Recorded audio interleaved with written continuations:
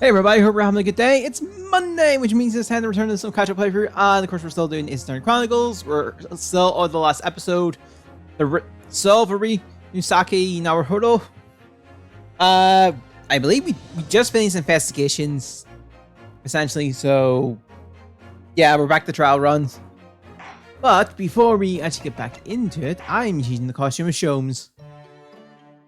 Or have I put him in his... No, I have not. So I'm just going to put him back in regular detective gear. Yeah. Let's get into the trial and let's go from there. Depending on how I feel, I might do some of the extra stories. The 4th of November, 9:30 AM, Old Bailey courtroom. Still not used to that. Before we begin today, I have a brief announcement. As with the closed trial 10 years ago, some astonishing facts have come to light in these proceedings. The revelation that the well-known Reaper is actually an organization illegally executing its own brand of justice. And the discovery of a respected yard inspector was at its heart until he himself perished in an assassination plot. Well, I say all members of the judicial here present on this occasion that we will stop at nothing to uncover the whole truth behind these disturbing findings. Rentals, we will undertake this trial with the resolve to pursue the truth to the bitter end. Resolve? Yes. That's my intention.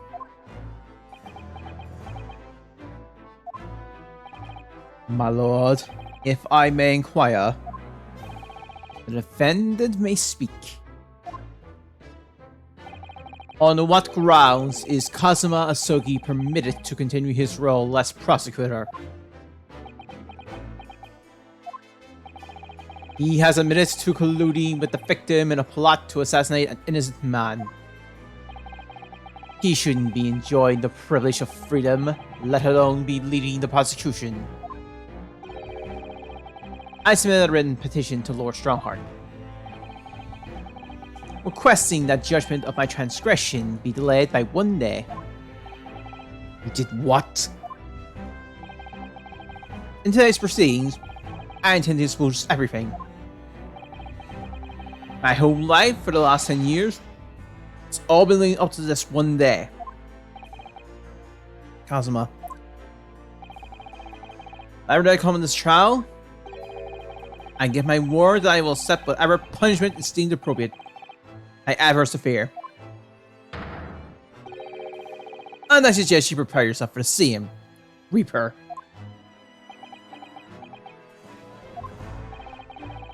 Kazuma is bristling with hostility today. I get the distinct impression we're heading into very dangerous territory. Is that really even Kazuma-sama standing before us? As an extreme exception to normal practice, I have granted this prosecutor's request. The defense finds this acceptable, I presume?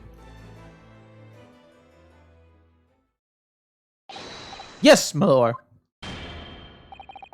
In that case, in the name of Her Majesty the Queen, I hereby declare this court to be in session again. We resume the closed hearing of Barak Fonseeks. The defense is ready, my lord. The prosecution, it's more than ready. Very well then. This preamble has taken long enough. Professor Zuigi, begin! As you wish, my lord. The prosecution calls the first witness to the stand. Bring Toshiro Jingoku into the courtroom. At last then, we've reached the final ball. He's putting literally everything on the line now in order to get to the truth.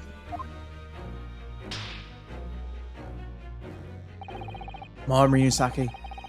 It's time that steely resolve. Oh, it's time for a steely resolve. Because this is going to test it to the limit.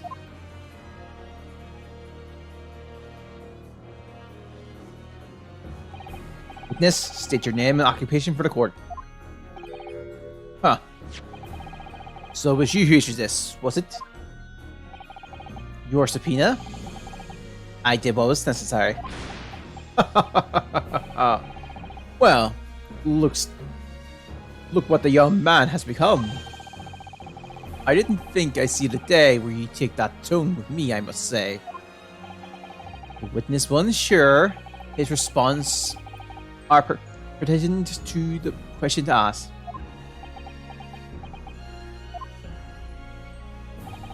My name is Shinshiro Jingoku, a Supreme Court Judge from the Empire of Japan.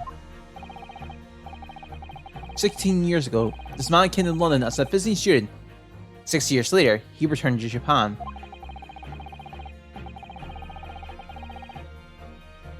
As well as presiding over the Supreme Court, he is also currently Japan's Minister of Foreign Affairs.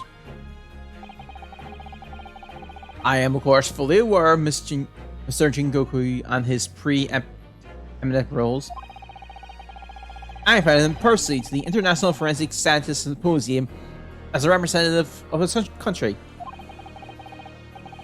I hear he's also playing a key role in the conclusion of the Anglo-Japanese Treaty of Friendship and Navigation. It was a great honor to be involved in the negotiation. I put my all into that treaty. Judge Jingoku, I must ask.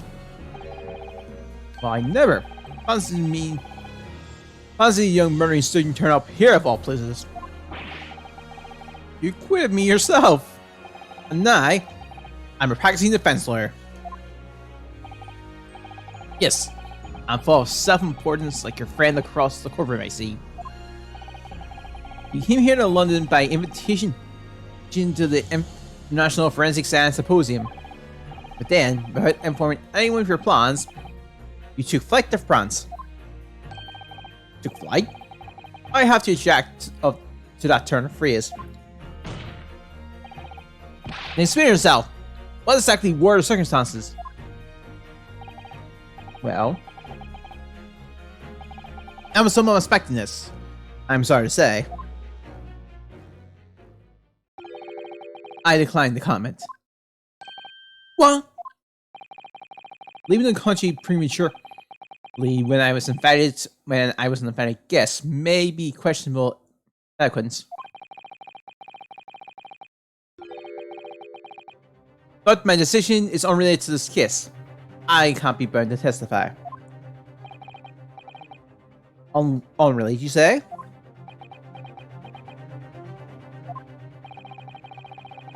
I appreciate that a respected police inspector had been killed, for which I offer my condolences.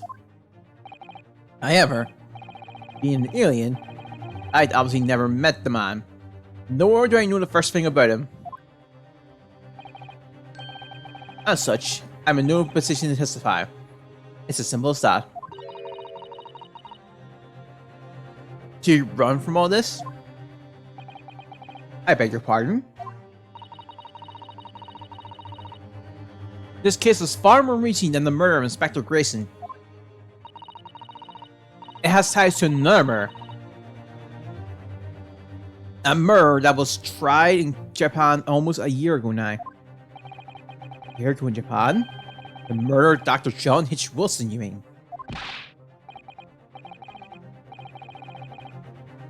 That's right. And you, Judge Jingoku, are at the heart of both cases. The defense has evidence to prove it. Well, Murasaki, I see the look in your eyes. That you're resolved to carry this through to the end too. Let's see your evidence then. What proof do you have that Shinshiro Jingoku is involved in both of these cases? Take that! This is a telegram detailing a communication sent between Britain and Japan approximately 1 year ago. The communication contained 4 names: Kei Asogi, A. Shin, T. Grayson, and J. Wilson. Hold it! You little.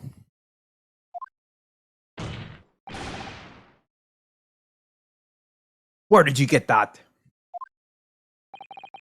In Tokyo. From your office, Judge Jingoku. What? How on earth did you? What's this all about? Why is my name on that list?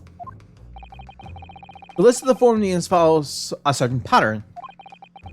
T. Grayson and J. Wilson are the names of victims. Keisuke and A. Shin are the names of the assassins. No. A year ago in Tokyo, Dr. John H. Wilson's life was taken in a Western-style restaurant in the capital. The culprit was found to be a physics student who went by the name of Jessamine Barrett. But her real name was Asha Shin, a professional killer sent on a mission to kill from Great Britain.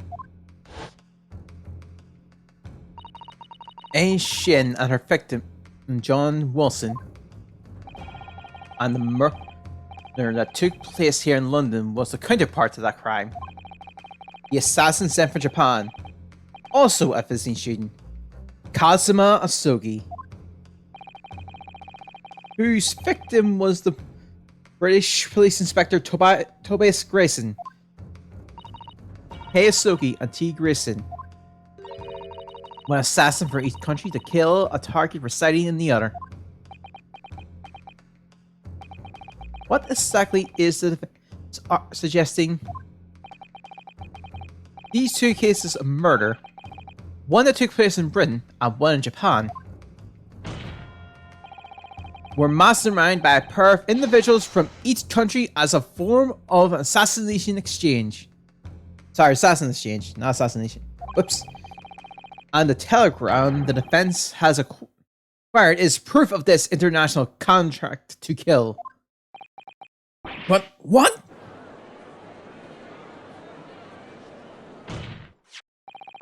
The telegram was found in your office, Judge Jingoku. In other words, the mastermind in Japan was you! Oh, we're just straight up accusing Judge Jingoku. What's this all about? And you, Kazuma, you lied. During yesterday's proceedings, you acknowledged that you accepted the assassination mission. But the mark wasn't Judge Jingoku at all. It was T. Grayson, Detective Inspector of Scotland Yard. As shown by the names on the killing contract. Very impressive, Ryunosuke.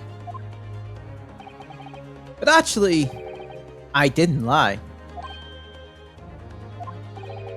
The name of the target I was ordered to kill never passed my lips yesterday. The idea since Goku was the mark came entirely from you. Ah!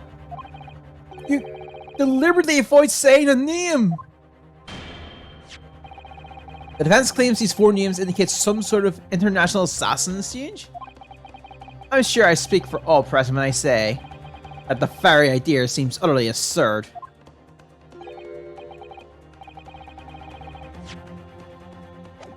Well, Mr. Jingoku, what do you have to say for yourself? His silence only goes to prove his guilt. There's another very important point in this new development brings to light. There's now a distinct possibility that the scene of Tobias Grayson's actual murder was in the witness cabin aboard the SS Cruise. Judge Jingoku, you have to testify now. He refused to put you in contempt of court.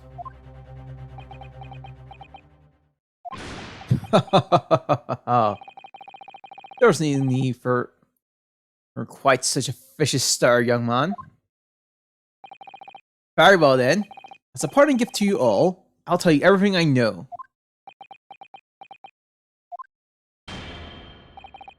It seems this Japanese gentleman has information that the court must hear about the alleged assassin exchange and the events of the night of the 31st of October. Present your formal testimony now. As you wish, my lord.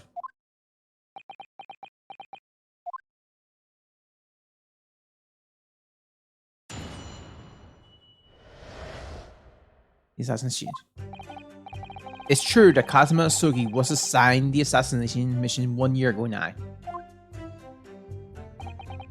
The target was Inspector T. Grayson. That was a condition of the British study tour.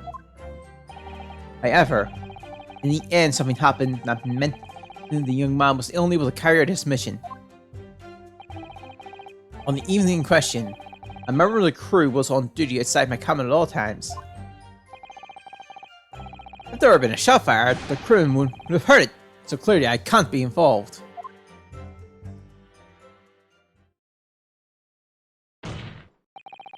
So you admit it then, as this communication suggests. There really was an assassin exchange arrangement between Britain and Japan.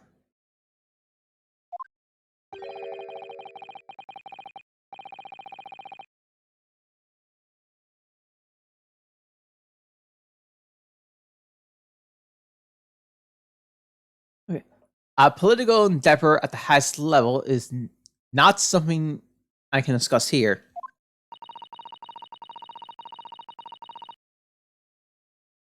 To use such a worthy practice as foreign study to coerce somebody to commit murder, it's the most appalling thing I've ever heard. Appalling? Well, it's easy to judge. And that was new. Pardon? Asugi had a reason for taking his sword to that British inspector, you know. One? Which is why he accepted the mission in the first place. It's not right, Counsel. Asuma-sama.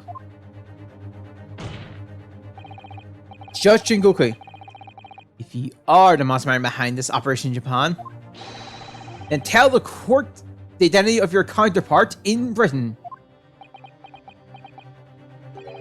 I'm not obliged to divulge that information. As I said yesterday, I've killed nobody. I freely admit that I accepted the mission, but on the night the plan was to be executed, I backed out. In short, this assassin exchange that the defense has identified is unrelated to the defense of this case. The crucial point is this. Your police inspector can't have perished aboard that steamship in Dunkirk. Because if he had been shot in the cabin, it's inconceivable. And a member of the crew wouldn't have heard it. Didn't we also... Ah.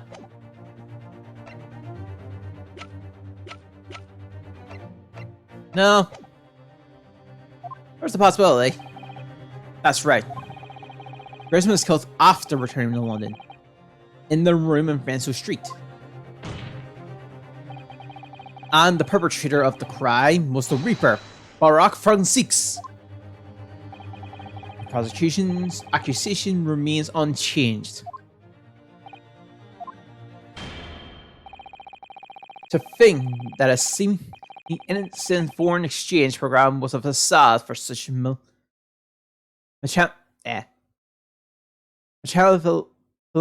dealings.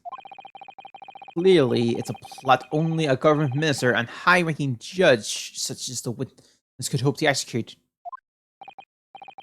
Well, I seem to recall that it was someone on the British side who controls everything.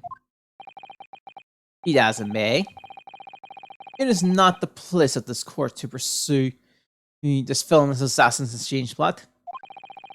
We are concerned only with the tangible offense pertaining to the murder of Inspector Grayson. Is the defense clear on that point, counsel? Yes, my lord. I'll keep that in mind as I cross-examine the witness.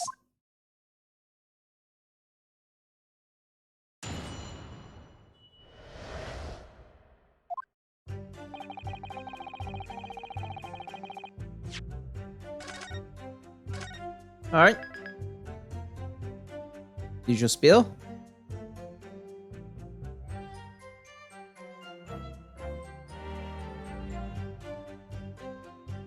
Alright.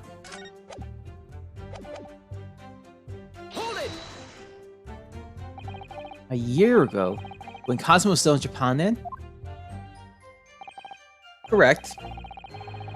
It was at the examination center for applicants for the study tour that I approached him. I'll never forget it. I remember exactly what you said. You just came out and asked me forthright if I considered traveling to Britain on an assassination mission. Surely not. I thought it was a joke at first, of course. But then, it was made clear to me that if I didn't accept, I wouldn't be considered for the study tour. So you agreed to it? Just for that?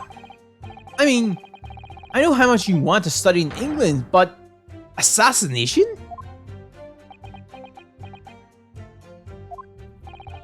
The Empire of Japan had accepted a proposal from the British Empire at the time. An agreement to send a student from each country to the others to deepen cultural understandings and friendship. But behind the scenes, the chosen students were to be given assassination missions. I had no choice but to accept the proposal that originated from my British counterpart. Why? Why didn't you expose the plot there and then?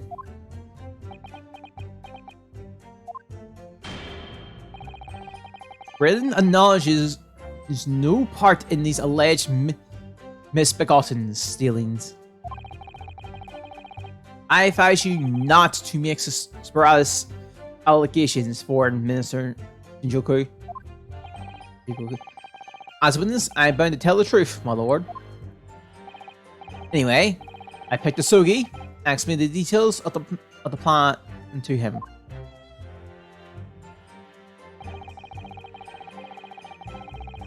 Hold it!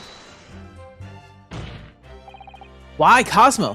Why did you pick him as the assassin? He was the most capable of all the applicants. And in addition, I knew his desire to travel to Britain was very strong. In fact, it was almost more than a desire. It was his whole purpose in life. Yes, his best friend. I can certainly attest to that. The way he threw himself into his studies, the way he pursued becoming qualified as a lawyer. It was all ultimately for that one single goal of being accepted as on a study tour to Britain. Of course, we know the reason behind that. He was determined to find out for himself the truth about his father, Genshin Sogi. There's nothing I wouldn't have done to get here. Be that agreeing to assume the role of an assassin, or betraying people's trust. Well, you certainly did a fine job in betraying mine, Asugi. Why was Inspector Grayson the target? I have no idea. Those were the orders from Britain. I was in no position to question them. You have no idea? Really? I find that hard to believe. Oh, do you? Judge Goku was once a visiting student here in Britain himself, of course. Perhaps he has some connection with Inspector Grayson from that time. The defense really ought to catch up. With what? But the facts that the assassin's exchange has obviously nothing to do with the case under scrutiny here. Yes. I already admitted to recruiting the Sogi.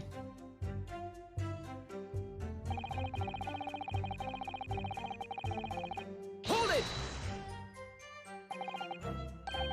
I'm assuming you're referring to the incident that occurred during Cosmo's passage to Britain in January. The awful tragedy that took place on the steamship. Word arrived at the Missouri some 2 weeks after the ship's departure from our shores. The passenger had been killed, but the body had somehow gone missing in Hong Kong. The news was wired to me from a detective I placed on the ship to accompany the assassin. Obviously, Cosmo didn't actually die at all. He did lose his memory, including all details about his special mission. Did you not consider dispatching another assassin at that point? That wasn't possible, simply because that black-clad young student over there had already put himself forward as Asoki's replacement, and there was no way to stop him from reaching Britain.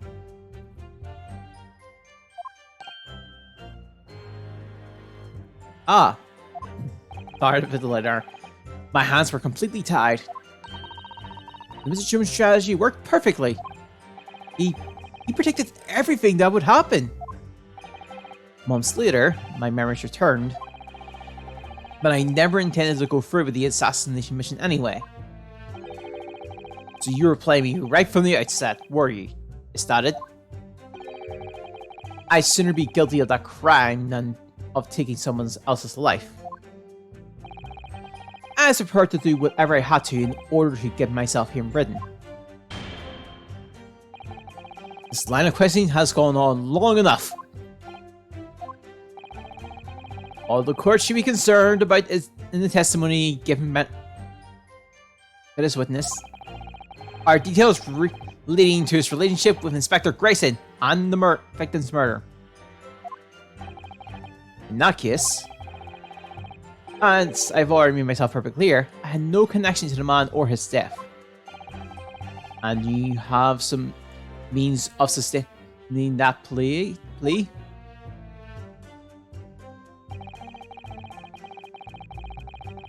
Hold it! Outside your cabin is a first-class area of the SS Grush, you mean? Yes, that's right. Not least because there was a murder of a student passage earlier in that year, I imagine. The liner operator had taken into posting a crewman outside every first-class cabin's door. I can confirm the presence of the crewman guard myself. What do you mean? Because I accompanied Inspector Grayson to Dunkirk that night. I witnessed it with my own eyes. There was a well-built crewman standing guard directly in front of the door to the witness cabin. At that particular time, of course, I'd gone to the ship's dining room for dinner.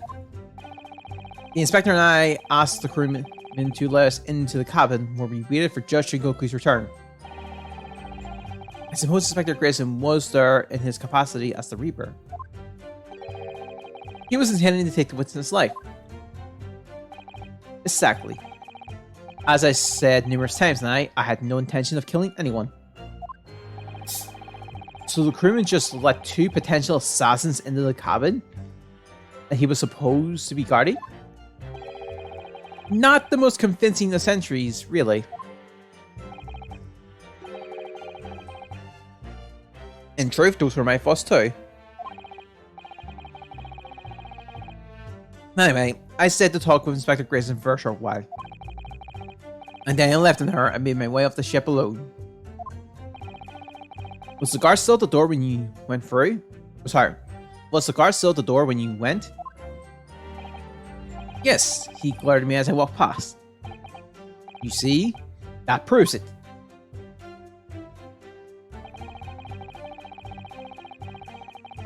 Hold it! The crewman who was standing directly outside your cabin door, you mean? That's right. Oh, do we have... We don't have that evidence. No. A muscular man with a permanent grim expression on his face. He didn't once move from that spot. To be honest, I thought he was a miserable fella. But as it happens, he's a final witness now. There's no doubt that Grayson was killed by a gunshot. And it's inconceivable that a crewman standing just outside the cabin door wouldn't have heard that. But wait, what about the ship's enormous steam engines? The noise of them could have drowned out the sound of the gun being fired. Sadly, young judicial assistant, that won't wash. Oh? You will recall that my cabin was the first class area in the ship, which is also, of course, the quietest. Don't imagine for a moment that it's anything like Reach where the judicial assistant go.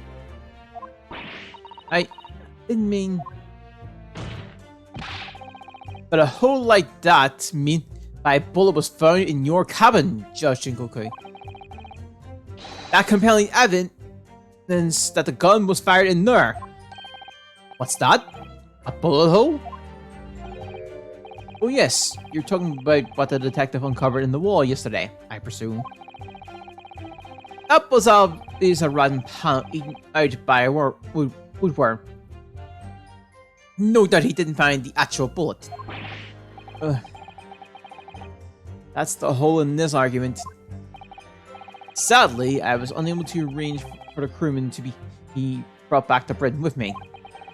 But obviously, if the gun had been fired in my cabin on the night in question, as the defense implies, I would have been arrested on the spot, and would never have made it to Britain in the first place. Very true. The witness' logic is sound. Since no gunshot was heard from the witness' cabin on the night in question, we must assume that the witness is telling the truth. I'm glad you've seen sense, my lord. No Cosmos already admitted to taking on this incredible assassination plot. Even so, hearing it confirmed by someone else is still a real shock. It's unforgivable. Using Cosmos and his feelings to manipulate him into agreeing to such a despicable plan. I think Cosmo manipulated Judge Shingoku too. He's completely double-crossed him. Oh dear. It's hard to not see that as a stroke of brilliance on Cosmo-san's part. One way or another though, Grayson ended up dead. I really think that the murder must have happened aboard that steamship. So you mean Judge Shingoku must be lying? I know I shouldn't let my emotions cloud my judgment. But you must destroy him, Mr. Naruhodo.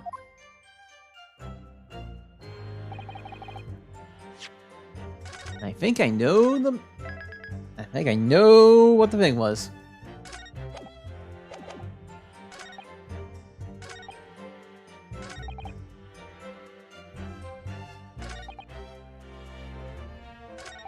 Okay, there's two of you.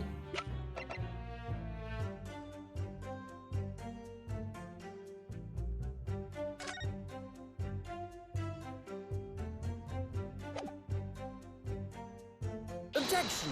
I found the right one! Alright, yes, as I got heard, there was a crewman posted outside Judge Shingoku's cabin. However, we can be sure that, contrary to the witness' claim, I'm a safe.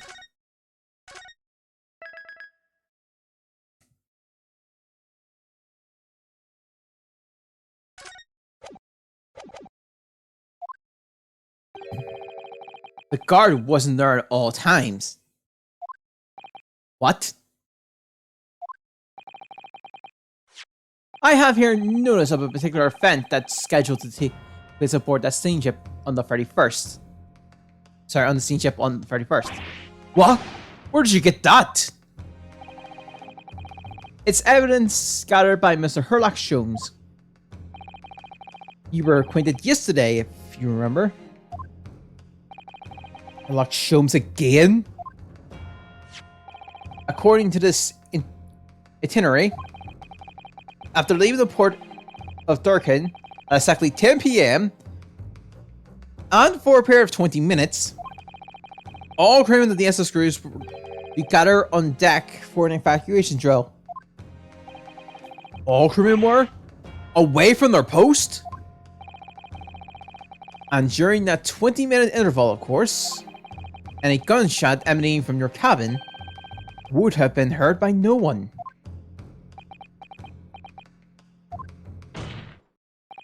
In summary, Josh and Goku, you had an ample opportunity to commit the crime.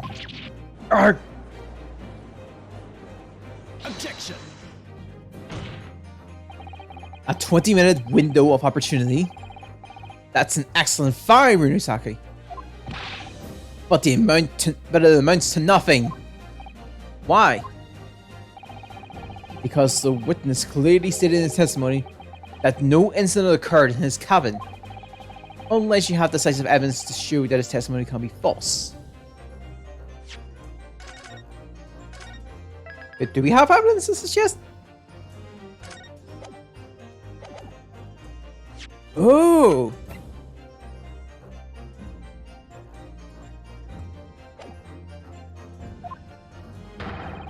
Your accusation is nothing more than a conjecture. Conjecture. Very true, counsel. Inspector Grayson was killed in Judge Goku's cabin that night. I'm certain of it. Because the defense has evidence to prove it. You will present the evidence for the... Yeah, the evidence for the defense at once, counsel. What proof do you have that the victim's life was taken in Goku's cabin on the 31st of October? Take that! Judge Goku, this was found in your cabin yesterday. What is that? The crown of a pocket watch? A pocket watch? And if you will serve the victim's pocket watch, which we know he treasured, is missing precisely that part.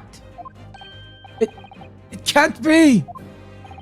Moreover, this crown is a perfect fit on the spindle protruding from the victim's watch. Nay, the fact that this was retrieved from Judge Goku's cabin tells us that the victim's watch almost certainly broke there. In other words, the victim was killed on the 31st during the 20-minute evacuation drill in the cabin occupied by you, Judge Jinkoku. I think I'm getting his name wrong though. Jigoku. Well, you're very sharp, aren't you, you young murderer? Objection. Expertly maneuvered, Runusaki. And your argument sounds entirely plausible. At first. But rather like this pocket watch, it's full of cracks. What? And I believe Judge Jingoku feels the same way. I was wrong to quit you earlier in the year. Sorry? If I known that it would result in anyone having to listen to this dribble.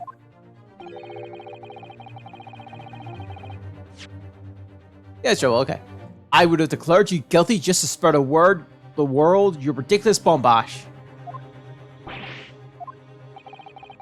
I think it's clear that the witness will have to give further testimony when you hear what actually happened in my cabin that night. You'll notice the pitfall into which you stumbled. Right. Further to your renewing testimony, I would like to clarify one point. The fact that this is part of the victim's watch was discovered in your cabin means that you acknowledge he was there, I presume? Yes, I do. Very well then. You may proceed to give your formal testimony about what exactly happened in your cabin aboard the ship on the evening of the 31st of October. Of course, as a man of the law, I have no intention of obstructing justice.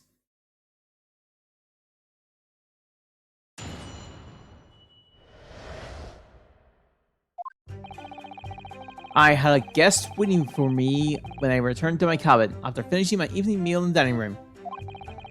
When he walked through the door, a mustachioed Englishman was there, foolishly waving a gun at me.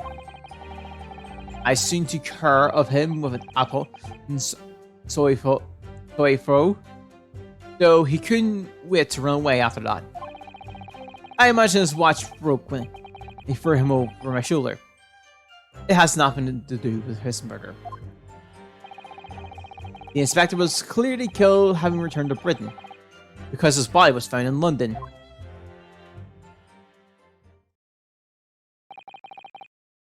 Ippon Soe? A common Jiu-Jitsu martial arts technique in my country. I was careful not to use too much force. The man obviously landed too heavily for his watch to take. So, okay, Naruto. I imagine you can see the flaw in your logic now, can't you? What? The fact that the pocket watch was broken in the witness cabin is no way proves that the victim's murder took place there. Arg! I've no doubt the inspector intended to kill me. Actually, what's the else by here? I went the wrong way.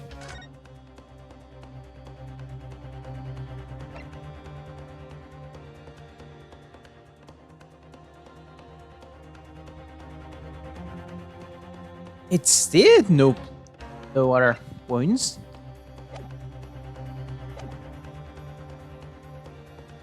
Okay. She didn't manage to pull the trigger. Yes, because he was merely the tactician, not the Reaper's hand of death. Well, the testimony appears to make perfect sense as far as I can tell. Let me express my deep gratitude for your understanding, my lord. If this testimony holds, Judge Shinkoku will be deemed to have no involvement in the case. Well, counsel, I really see no reason for wasting precious court time here on cross-examination.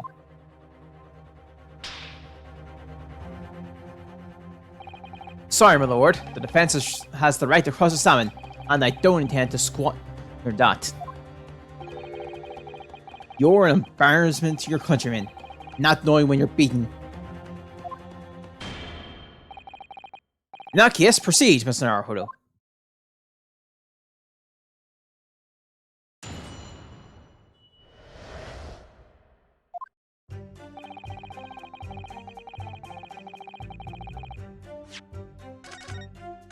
Gonna say it to be on the safe side. You never know what might happen. After a certain trial in the first in Ace Attorney 2. It's put me a little on the edge. Because the so-called guard posted at your cabin door had let your killer pass, you mean? Apparently, Grayson told the crewman that he was a police inspector, which is the truth, of course. He wouldn't have said to have an occasion with him, though. He had his trench coat and mustache, not to mention the bag of chips. I imagine the crewman wasn't convinced. But the man accompanying him would have had two swords slung around his waist. You mean me? Who else? Yes, that's true. You would have hoped the sight of a few swords might have set off alarm bells in the guard's head. The point is, I left the cabin before the occupant returned, and I immediately disembarked the ship. Certainly, all I can tell you is that only the inspector was waiting for me when I arrived back at my cabin. And you had to provide any inkling of suspicion? That's right, none whatsoever.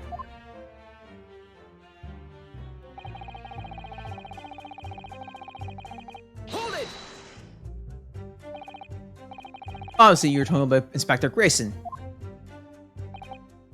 Yes, though at the time I didn't know the man's name. And there was no time for introductions. I value my life over manners. By which you mean that the inspector was there to assassinate you, I suppose. That was certainly the sorry. That was certainly the impression given by the gun pointed in my direction. But I never seen the muzzle of a revolver shake about so much in all my life. Anyone would think the man had never shot anybody before. Believe it or not, most of us haven't. Anyway, there was no time to call for help in the room at the door. I dealt with the man myself.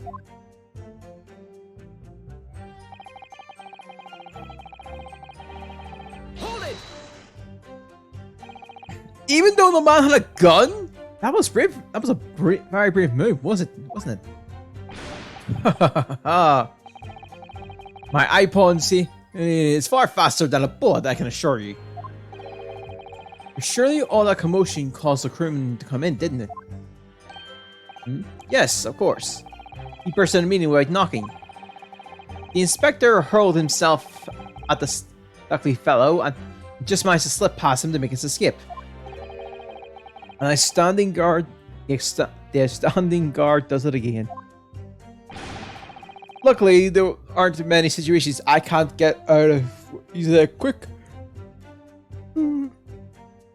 8 pounds to a throw. Pretty sure I got that name wrong. Hold it! The crown snapped off and the glass covered the face. Covering the face of the watch was cracked. Preferable to the man's head being pulled off or his spine cracking, wouldn't you say? Not that the man was spared for long. The bullet in the chest soon saw that.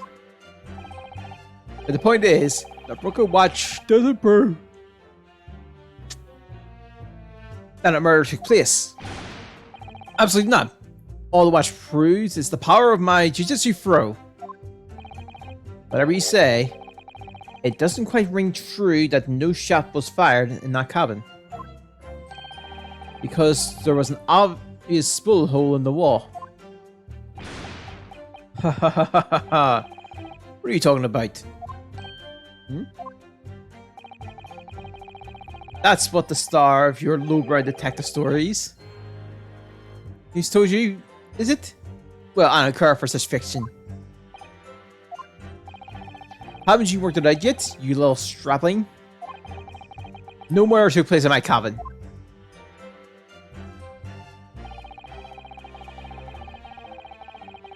Hold it! But there's no evidence that proves the victim was ever returned to London alive. Just take a moment to think that idea of yours through now, strapling. What?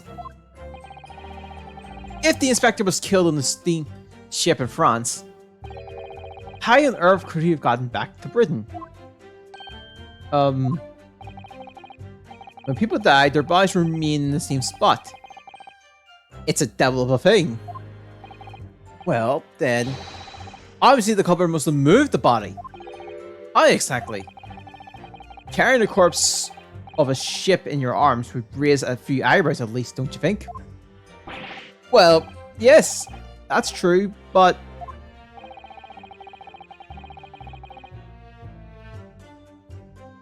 all passenger luggage is inspected when it is unloaded from the arriving vessels.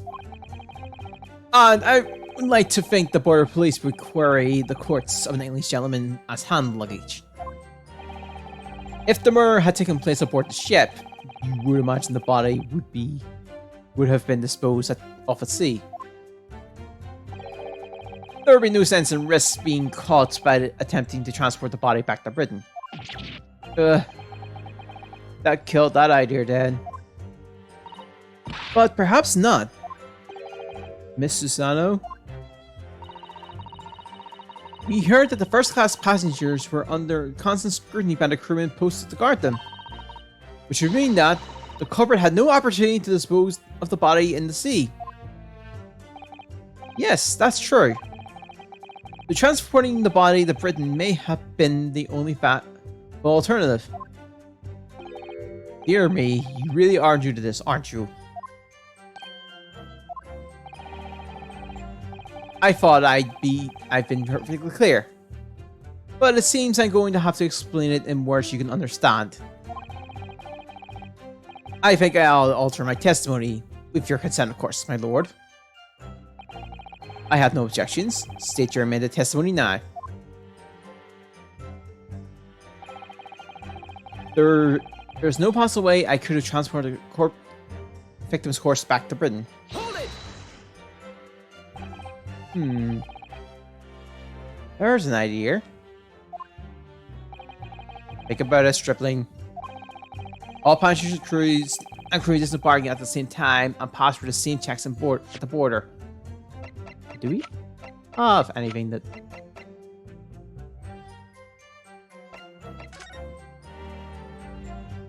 And that's theoretically one way.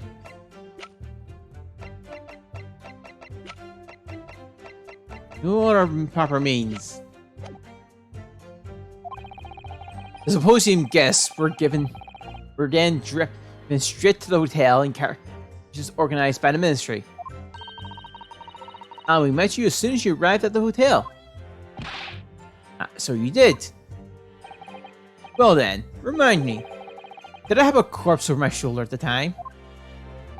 But no! So we're in agreement then. I couldn't possibly have brought the inspector's body back to Britain. Unless, of course, that have helped some clever device these days to instantly move things from A to B. Funny you should say that. Professor Herbrand's invention didn't actually work, if you remember, Mr. Naruhodo. Yes, of course. The defense has become unusually quiet, I noticed. Yes, because there's really nothing more to say. That's the story. Well, I suppose if you think about it, whenever you drop a teacup in the office and it breaks, we don't say, Mr. Naruhodo must have been murdered there, do we? Instead of fail fret about what might happen to me if I break another one. And the facts that Inspector Grayson's body was found in the little room in Frenzo Street. If he really was killed in Judge Goku's cabin, the body would have have to have been moved somehow, obviously. Transporting a dead body over a country border, that would be impossible for the majority of people. There must have been some special circumstances that made it possible for the culprit then. This could be a fair realization, I think, Mr. Naruhodo.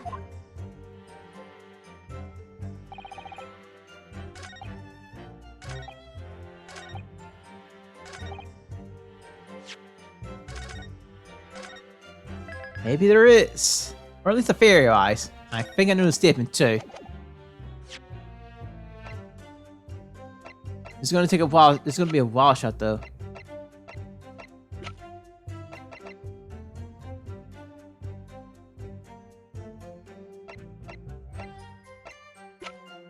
Just make sure I pick the right one.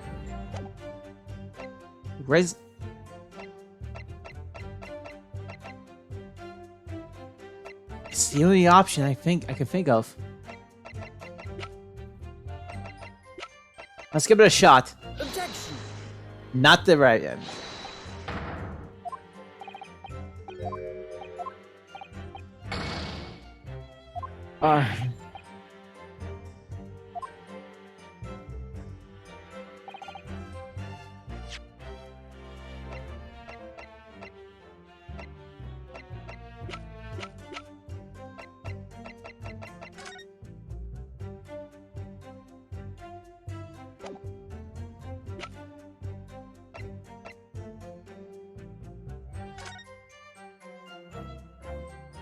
Oh. Objection! That's... It took that a while for me to click. I might as well just get my thing back. That took a while to click.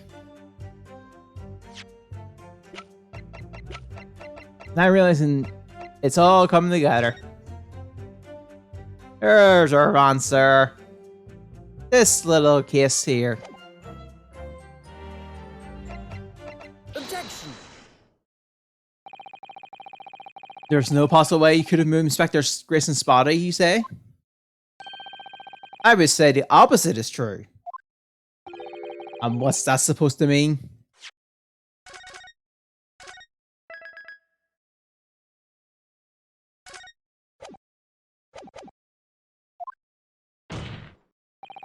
Far from being impossible for you to do.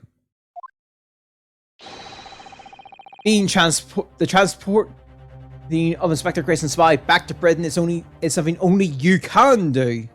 You could do. What are you talking about, Brunusaki? As well as being a judge, Mr. Goku is also Japan's Minister of Foreign Affairs.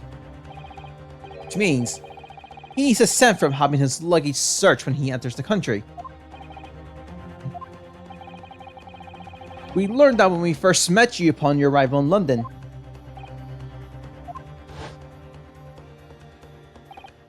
Well, all those passport checks and luggage searches at the border took a rather long time.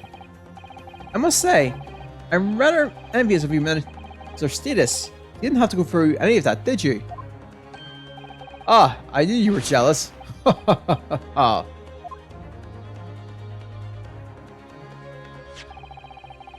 I presume you recall this, Judge Jingoku? It's a photograph we took in the foyer of the hotel to mark the occasion. And the corporate note, you have with you a rather large traveling trunk. Large enough, in fact, to have a corpse inside. But missing our surely you're not suggesting... I'm afraid I am, yes. 3 days ago, when we were chatting innocently with new arrivals from Japan in the hotel. Oh, sorry, with the new arrivals from Japan in the hotel.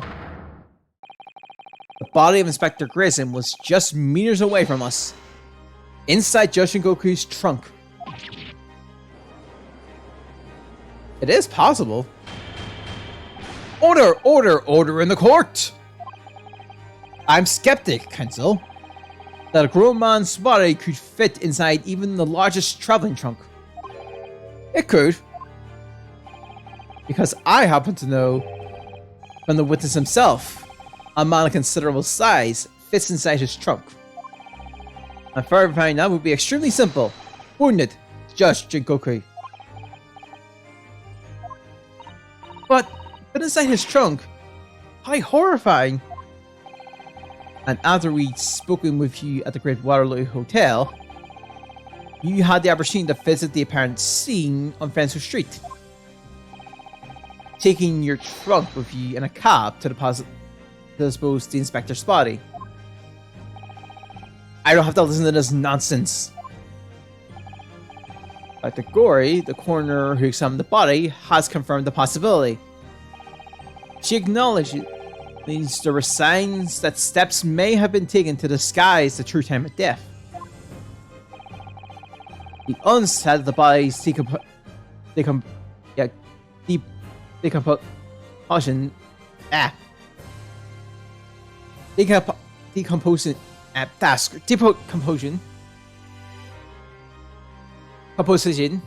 could have been delayed by storing it in a refrigerator. Counsel, as I explained yesterday, refrigerators are a requisite size of the requisite size are few and far between. Yes, I'm sure they are, but one place they're certainly found is on large ocean liners. Such ships are equipped with electrical refrigerating cold rooms to keep food fresh on their long sea voyage, and the SS Screws is no exception. Professor Mikotaba told us about it only yesterday. Well, Judge Jingoku.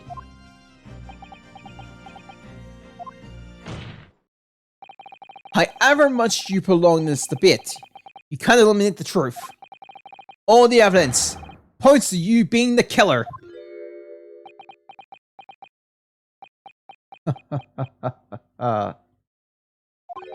Well, this is all heartening. I can see that it was a wise move letting Sugin embark on the study tour. What are you talking about now? Logical reasoning, of course. All court proceedings will be built on logical reasonings in the new century. And I can see that you both lay firm foundations for that already. Judge Goku, please, stop diverting attention from the issue at hand. The defense has made an accusation against you. How do you respond? Respond? There's really no need for me to respond, is there? Why ever none?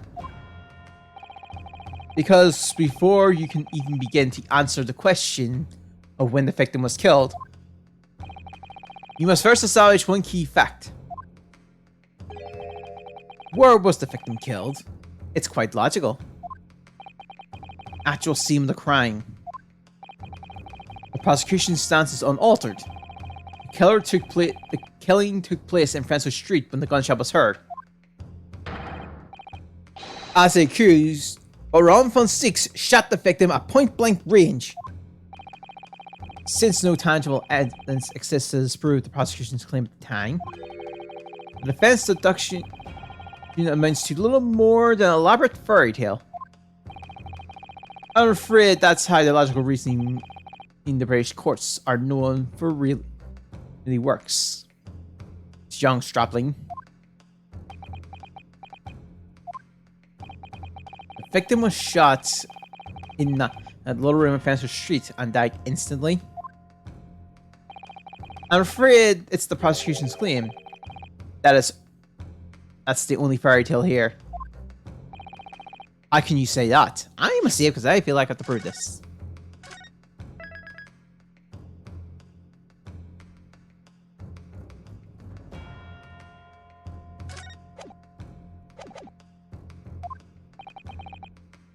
Quite simply, because that claim directly contradicts a certain piece of evidence in our possession. Very tantalizing, counsel. I think you better explain yourself to the court, don't you? Prosecution claims that Inspector Grayson died instantly when he was shot at the scene on Francis Street. But this evidence clearly contradicts his claim. So let's see it here.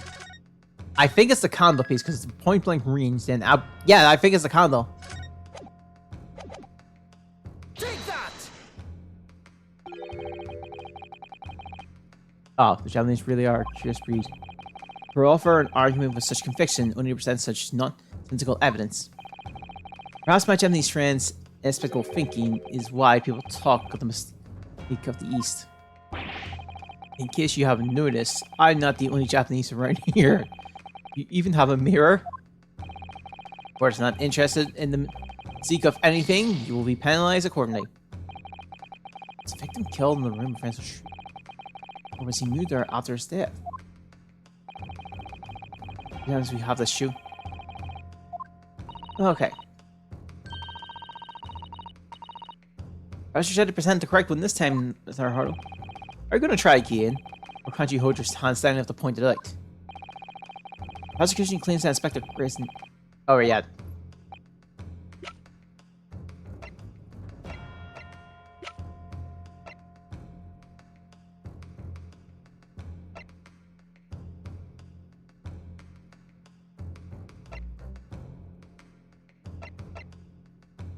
Take that!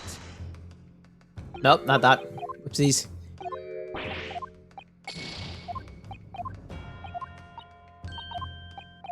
Oh, let's try the photo.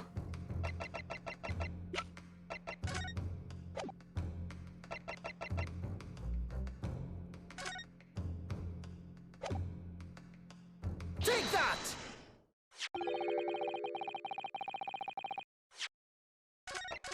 Yeah. That works.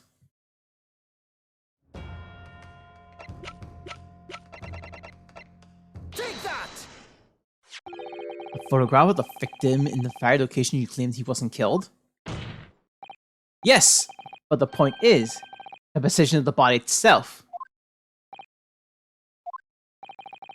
If Inspector Grayson had been shot there in that room, it's out of the question that his body would have been curled up in a ball like that.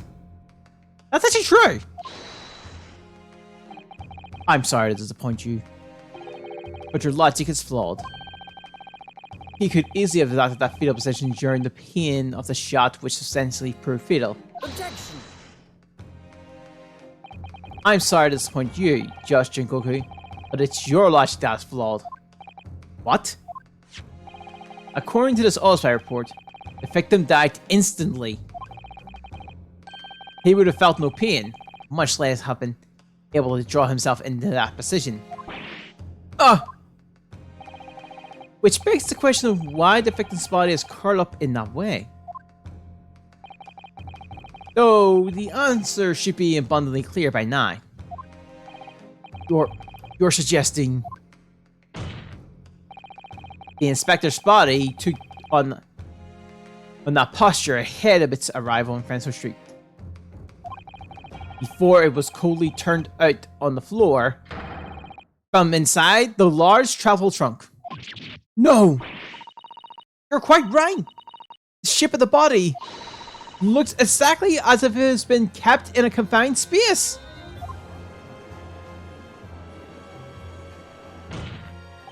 Judge Shingoku, present your trunk for examination. I believe it's very possible that it contains traces of the victim's blood. Burn!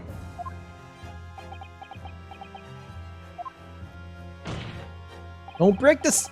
Present my trunk? I refuse! What? On what grounds? We're saving.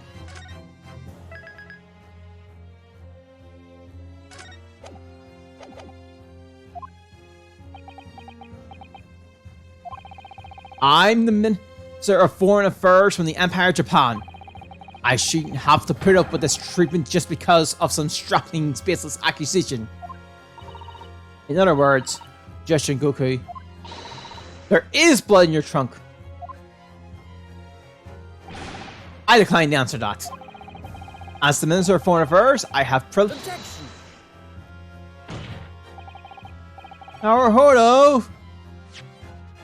I have privileges that allow me to objection. At this moment, you're not a government minister. You are a witness in a trial in Britain's highest court. I don't care who you are or what your status outside this courtroom may be.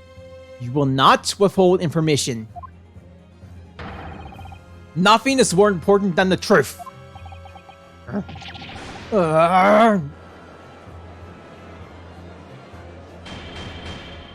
Order in the court. Well, Mr. Jingoku, what's it gonna be? What's it to be? You can't be serious. You did it? Have you no shame at all, Kazuma Asogi? What? Very well, I admit it. I did bring the inspector's body into the country. Inside my trunk. Exactly as postulated by the defense. What? You... Dear God! Outrageous! So was you?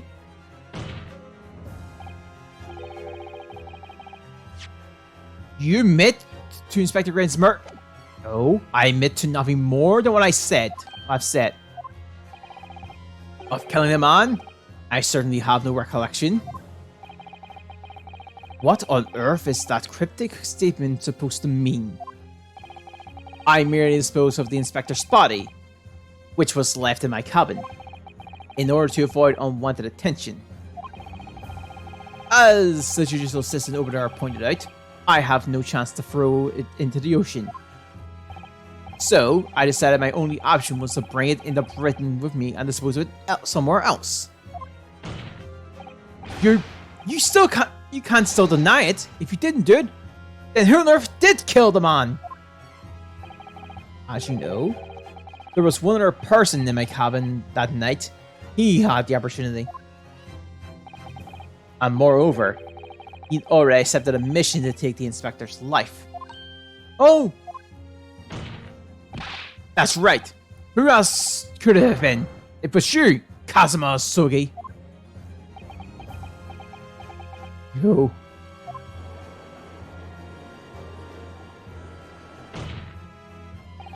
I never thought you stooped to this, Shinshiro Jingoku. You've taken the words straight out of my mouth, Prosecutor Kazuma Sogi. You thought by leaving the body in my cabin, you pinned the crime on me, did you? Well, the prosecution counsel has already admitted to visiting the witness's cabin on the night in question. Yes, on an assassination mission, no less.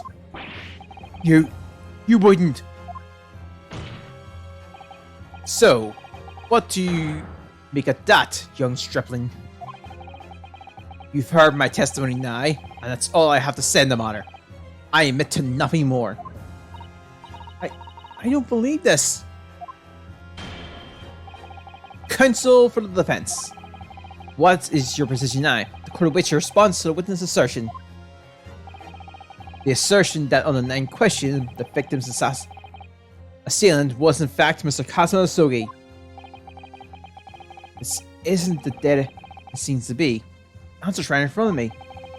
I'm saying that Jinkoku, or Kazuma, both of them had the opportunity to kill Grayson, and only one of them did it. I'm just a step away from proving who. Very well. The defense is ready to respond to the assertion put forward by Judge Shinkoku.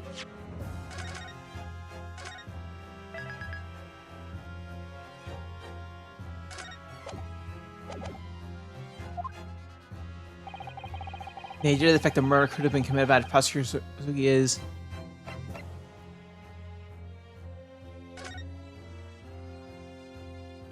Yeah. Judge Shinkoku, let me remind you something you said only a few minutes ago. You claim that logical reasoning is the feature of judicial process. It is, no question.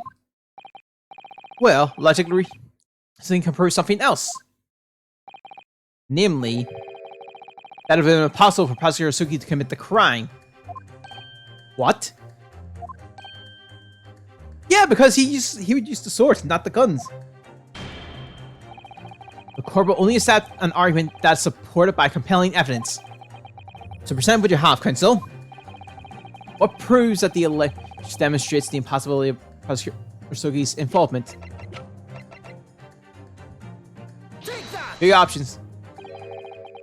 You're making the sweep here. Aw, damn it!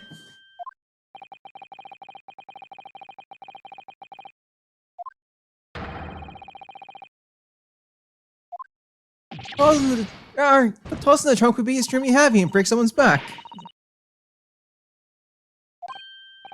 Oh, okay.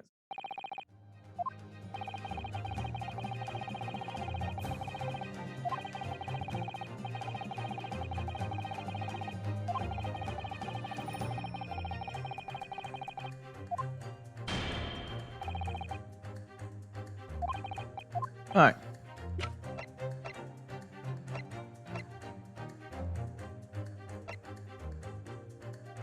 Take that! Okay, maybe not the sword.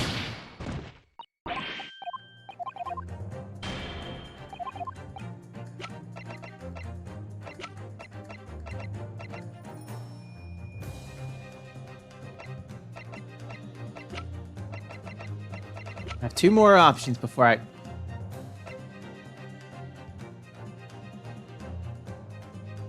Take that! Okay, then. Not the passport.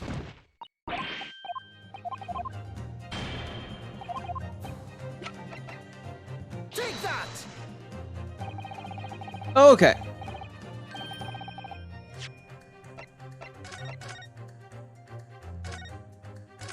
Well, we know where today.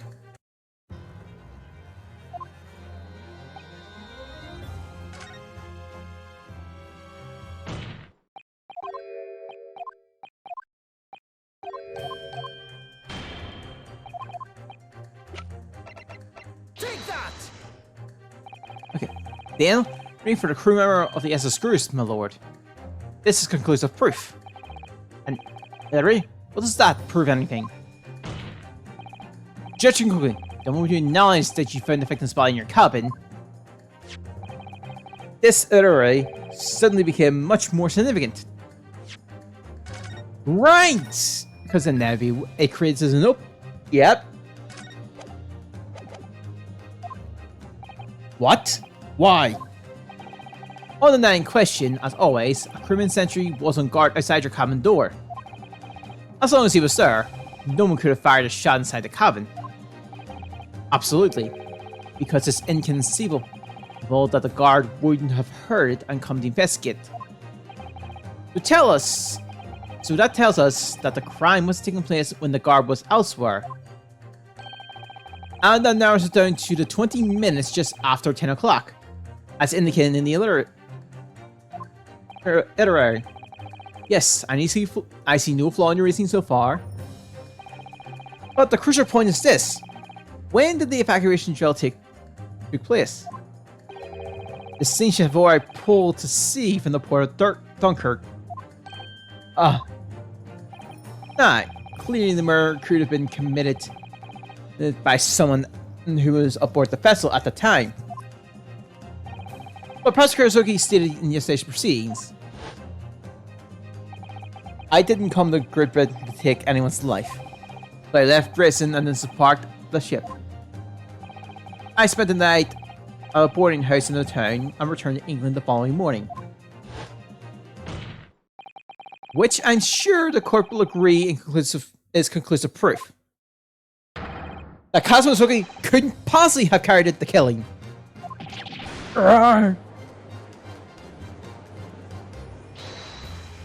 Hold it. No, absolutely not. I don't accept that at all. What do you mean? The boy's just saying not to extradite himself. We can't trust that he really disembarked the vessel. Obviously, after he left my cabin, he hid himself somewhere nearby on the ship. Just waiting for a chance to come back and finish the objection. No, that's out of the question. Isn't it, Kazuma? As the defense rightly recalls, I disembarked the vessel and spent the night in a boarding house in Dunkirk.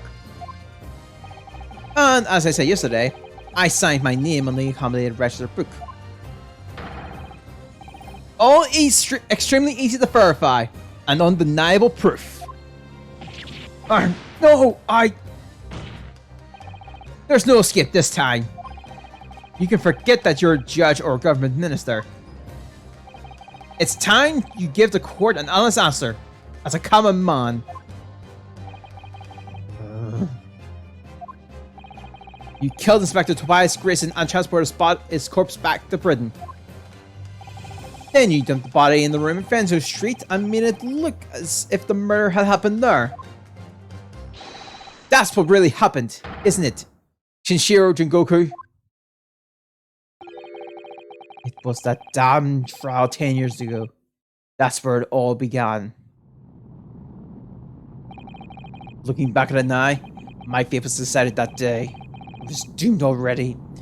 Hey, Agent, how you doing?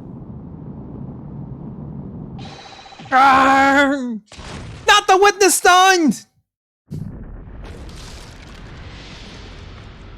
I'm doing good, how are you? No!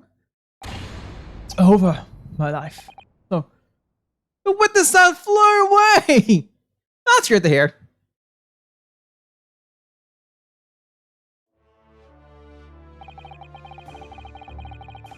I don't know. A British assassin to eliminate a professor in Japan. A Japanese assassin to eliminate a detective in Britain. No, we're still in the courtroom. Apparently that judge has the ability to defy gravity. Somehow. Both assassins will use diplomatic immunity to evade conviction to return safely to their homelands. The assassination schemes request arrival from Britain about 1 year ago. I don't know.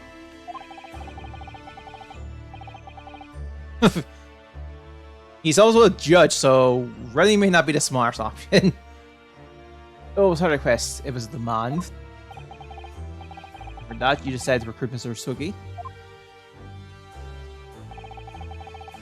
If things didn't go plan, your chosen Sam has never made Britain. You found yourself unable to dispatch with. Because I was already on my. Huh. Not looking an option for in my application. To eliminate the mark myself. Personally. Oh, so of course gross, but a single opportunity for me to do that. The International Forensic Science Symposium. That's right. I said it'd be safest to carry out the plan before my arrival in Britain. So I enlisted the help of my British counterpart. I made arrangements for a pretext that would take the inspector to Dunkirk. Lured him on in. He was given a sham mission by the Reaper. What? Reaper? But there's only one person who could have done that. The mastermind of the entire operation. The Reaper himself. Ah! So that means that the assassination was all planned by the Reaper? I'm not already saying anything British counterpart. Anyway, Inspector said the Reaper's mission and the only infantry in my cabin on the steamship. But it was all a trap designed to lead him to France and his own death. Oh, how horrible. It was past 9 o'clock when in my cabin from the dining hall. I didn't give him time to attack me. I choked him until he lost conscience. There was a guard just outside the door. So I left that for the time being. Even the slightest annoyed men of grew suspicion, so I bided my time, waiting. For 20 minutes after 10 o'clock. Oh. And 10 of the peasant by. Oh, strangulation. Where I had my chance. Something came where I went.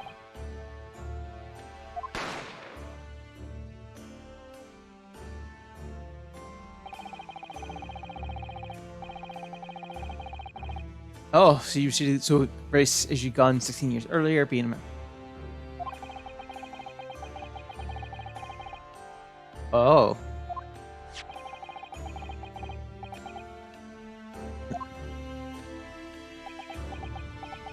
You know, we're still down a witness stand. Despite all this explanation, we're still down a witness stand. Oh, yeah. Yeah, that is true, because I've been playing a good bit of it myself. But then the original Monster Hunter has to take priority because I'm still getting ready for Ravalos. But no, I'm enjoying it. It's been fun.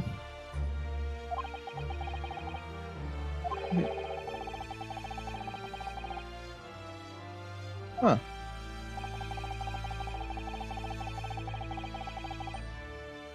I see.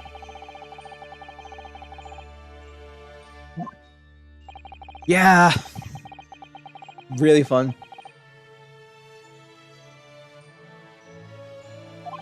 Part of me wants to play it on stream, just to do a playthrough of that. Yeah.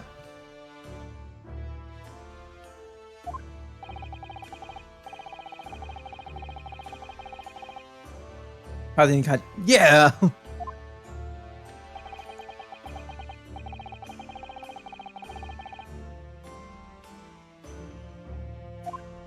I need no requests are found as well.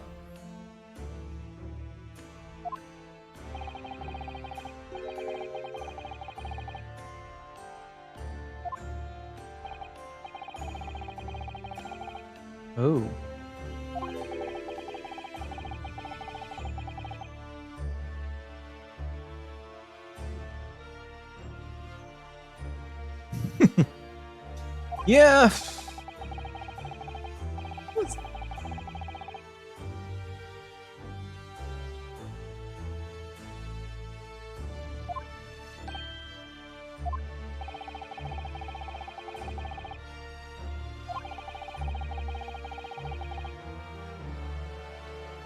I've seen first close like a speedy Snorlax, which is a weird thing to say.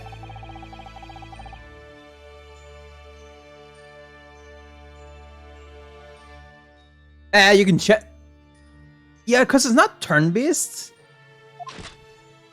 I recognize that. I recognize the system. Actually, I do recognize the system a little bit.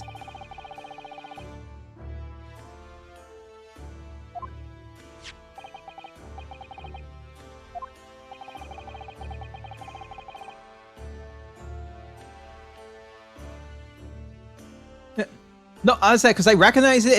It's from another. It's from another game I've played. The Atelier.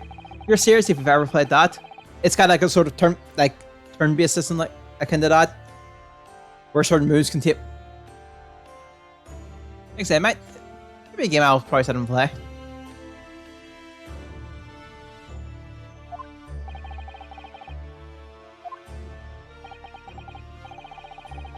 That could be just me, though.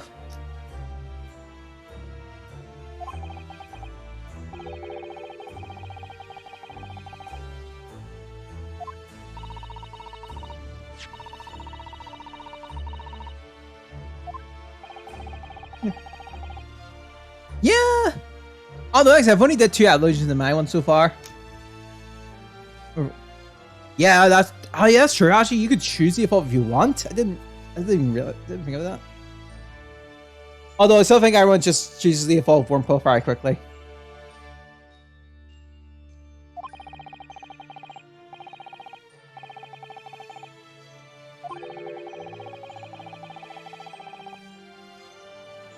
I mean, you could pick and choose your move now, so you're not forced into 4 moves.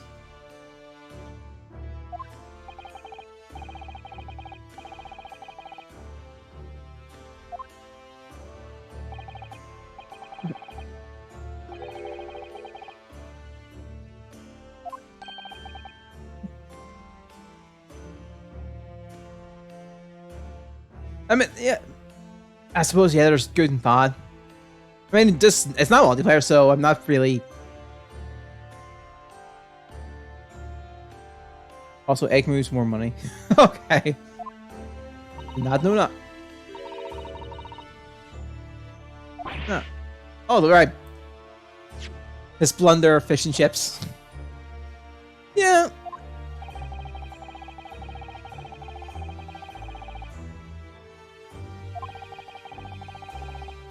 Yeah, because sometimes it works. You have to find it out.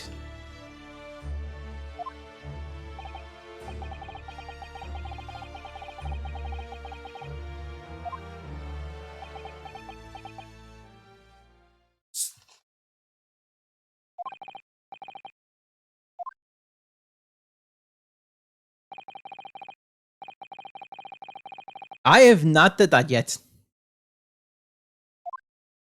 So basically, my copy arrived Saturday, and then I played a bit, and then I've been a little busy on Sunday, so I haven't got to play it much.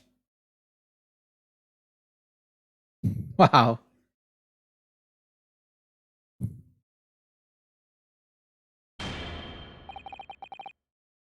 Also, we just going for a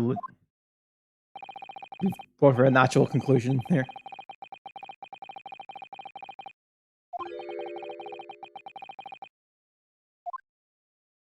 Oh.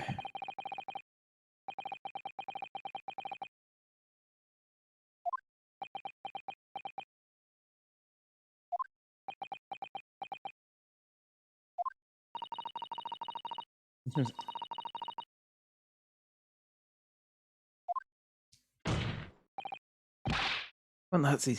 Hmm? Oh yeah, Rain, you still have to figure that part out. Perfecto. Okay, doke. Alright, I'll probably just keep the dialogue running then. Just so if you can't see, you can hear. Okay, nothing you say can be matters any worse tonight. Just tell us. Enough!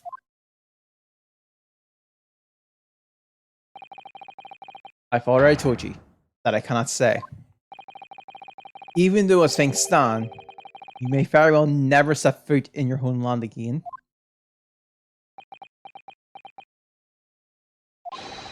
What are you waiting for? Can we get this over with now? It's finished. All of it.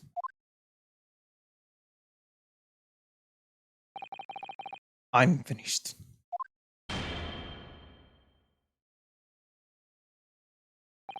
Then, in the name of Her Majesty the Queen, I now pronounce the findings of this court. This man before us is admitted to the willful murder of Tobias Grayson.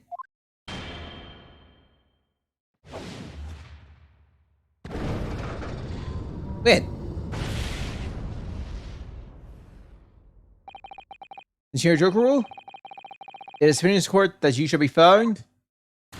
He goes, oh wait, no, that was his!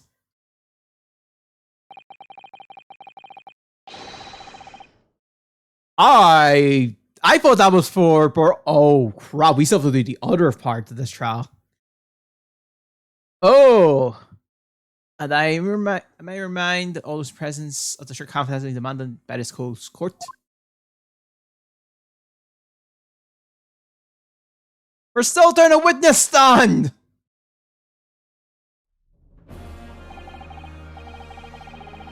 Moments ago, Mr. Jingoku signed a written confession, admitting to the murder of Inspector Grayson and the conveyance of the body. In short, the defendant's innocence has therefore been established beyond doubt. Hey, the witness stands back! We got it stand! We got it back!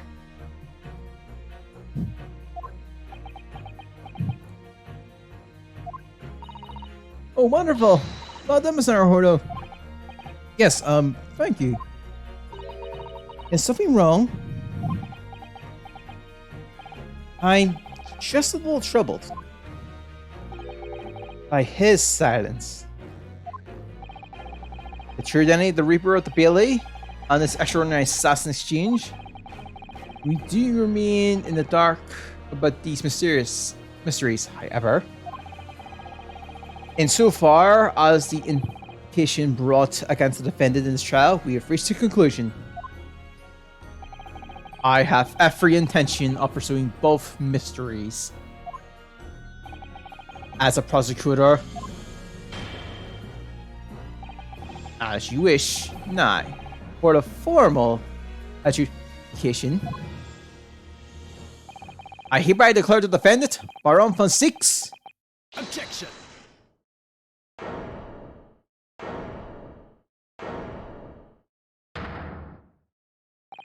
The prosecution calls for adjudication to be deferred.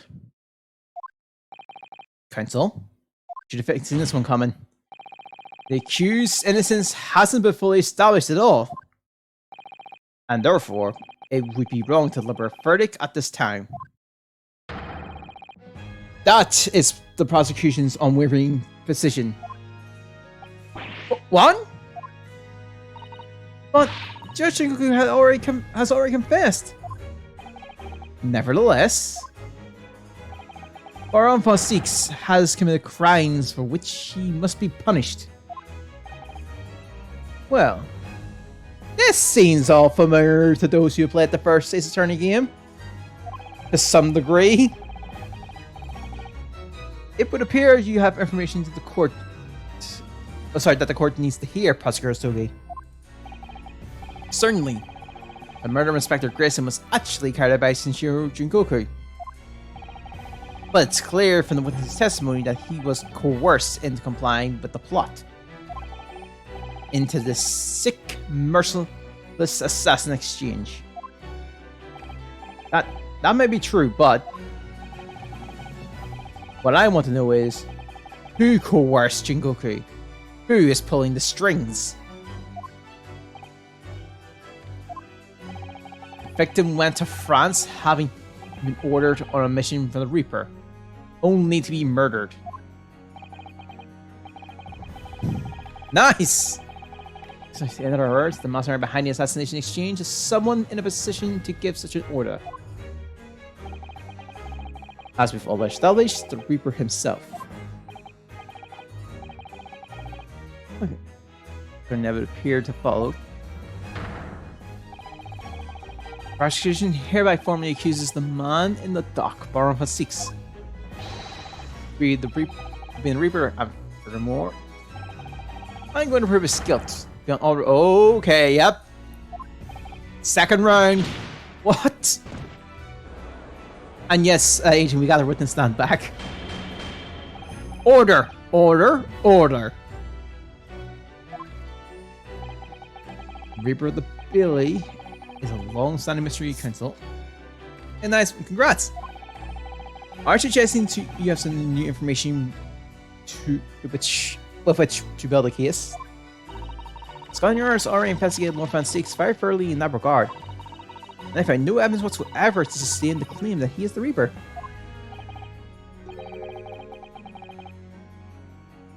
Perhaps the circumstances had not changed. What do you mean? Oh yeah, crap. It's already been established that the assassin exchange was received by Nigoku by the Reaper himself. Which means we now have a new line of questioning. We have to cross the 7 Baron von 6! Possibly.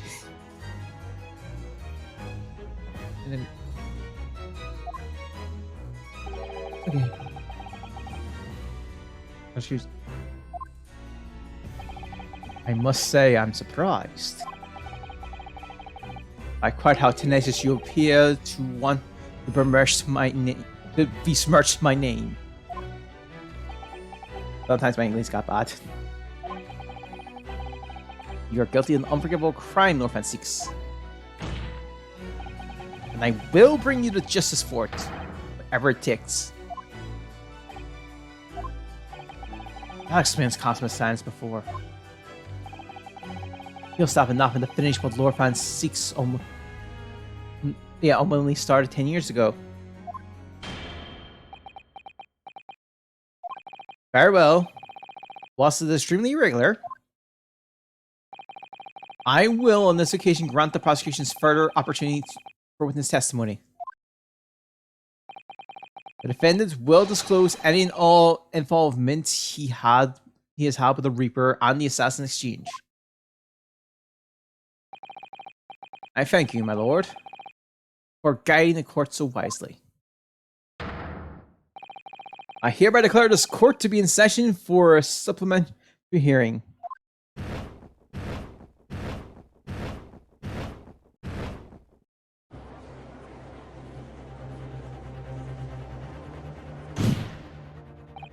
Pray turn a blind eye to the discourtesy as I verify that the vile and unremitting accusation has ensoured the contents of my hollow chalice. Lord Van Cease, I first had to suffer the pseudoism of the Reaper 10 years ago now, and ever since that time, I've endured the weight of implied guilt that's gone with it. So I welcome the chance to testify now and crush those allegations once and for all. Good. Alright, then let justice aside, Lord Hansik. The prosecution seeks to begin building this case by calling the accused to the stand as the primary witness, in order that he may answer the accusations brought by the prosecution that he is the Reaper of the Bailey. What says the defense? Putting the defendant in the witness stand can be extremely dangerous.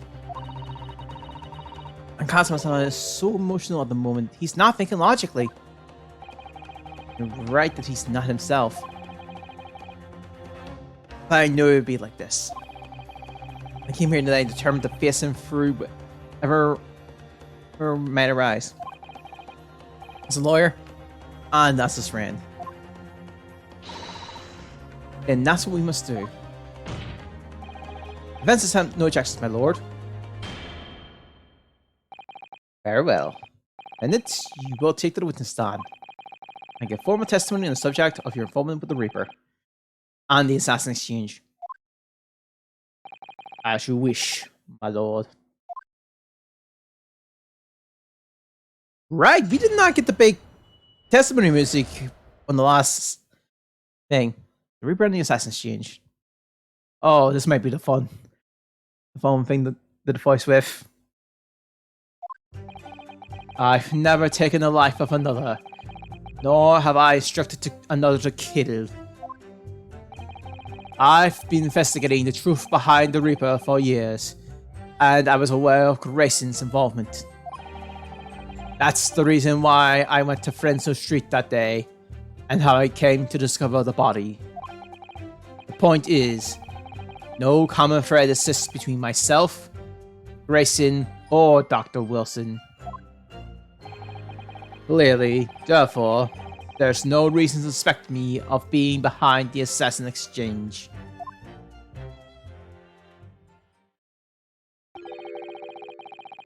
You deny all accusations by the prosecution. Both that you're the Reaper of the Billy, and that you mastermind the Assassin Exchange. I acknowledge that the public at large believe me to be the Reaper. However, that's a fallacy, which I alone am in the position to forbear. Naturally, the prosecution believes the testimony just given by the accused to be untrue. Murasaki Naruhodo. Yes? Let me ask you, why are you here? What really brings you to this courtroom? A desire to uncover the truth. Even if the truth proves your client to be guilty? From all my experiences in this courtroom, I've come to realize something. The truth can't be hidden. Sooner or later, it will come out. So it's always my intention. Work with my client and pursue the truth. I want you to remember what you just said. Enough still deliver each other. And so the defense proceed with your cross-examining with the witness. Ah, yes, my lord. I know exactly what you're thinking, Kazuma. I know you're just waiting to point it out. Contradiction you conceived lies somewhere within that man's testimony. Sorry, you're convinced lies. Okay.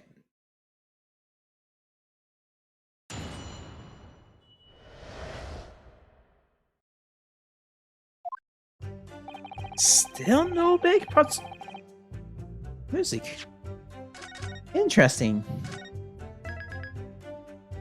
They really are holding it off.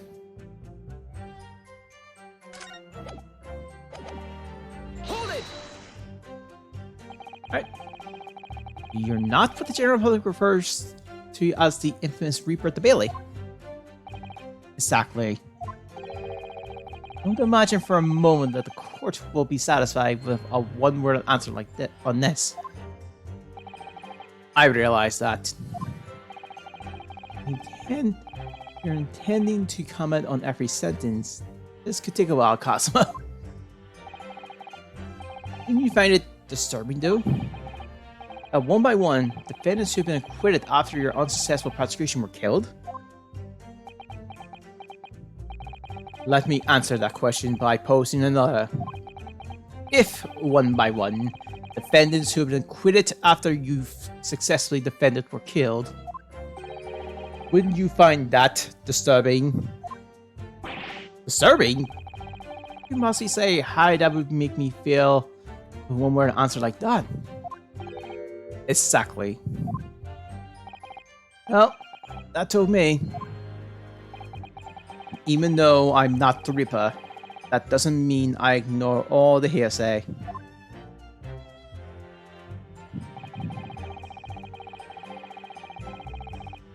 Hold it! You said for years. How long exactly?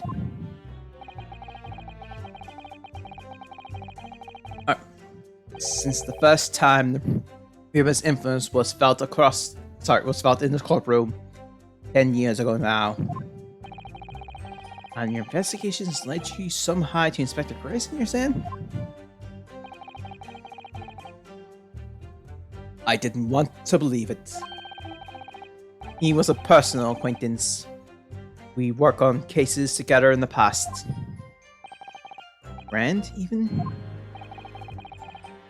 It felt like a betrayal, but I demanded permission to search his office at the yard without his knowledge. Which is when you found his secret notebook, is it? It was the first I learned. It's when I first learned the location he noted as Grus, and the appointment at 5 PM on the 31st. Though I didn't know the significance of those details at the time. Neither the number of the matter. As it turns out, the significance for me personally was very unfortunate.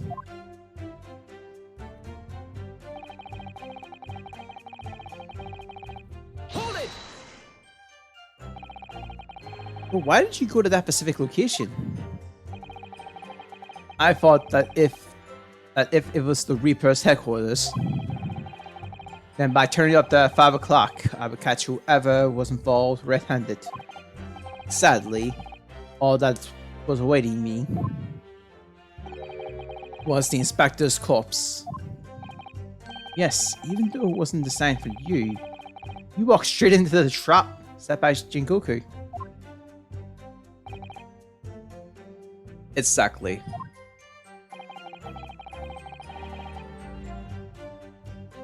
Jingoku had intended to implicate Hyubun. And unhappily for me, I arrived at the scene first. Ha! A ridiculously careless blunder. Moved on to just throwing insults around. I see then, Kazuma. Think what you will, it doesn't change the truth.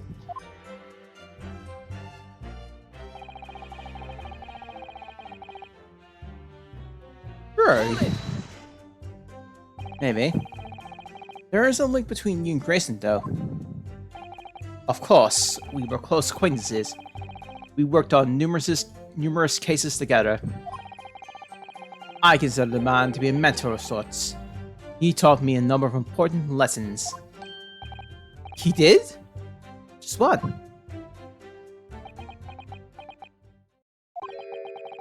Well, to buy good fish and chips, and such like. Well, that was convincing. I'm pretty sure there were good chippies around that stage. Dr. Wilson was a coroner.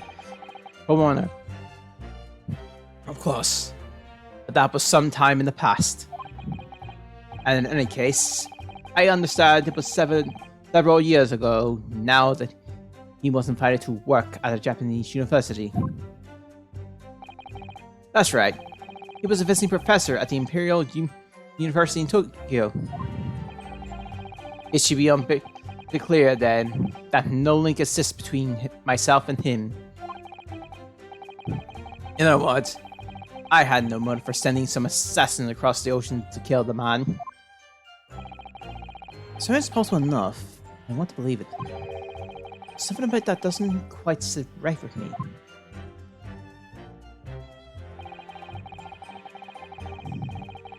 Hold it! Certainly, as it stands, there's no evidence to suggest you concocted the scheme. Objection! But as it stands, we have only the accused's insistence of his innocence. Sorry? Perhaps there's some reason that would explain why he masterminded the assassin's exchange. And if that of a reason could be established later in these proceedings. And the accuser's claim in his testimony that he wasn't involved would amount to perjury. Well, yes, that's true, but clearly Kazuma intends to identify a reason and use it to make his case. We don't identify something first, then he'll get the advantage. This could be dangerous.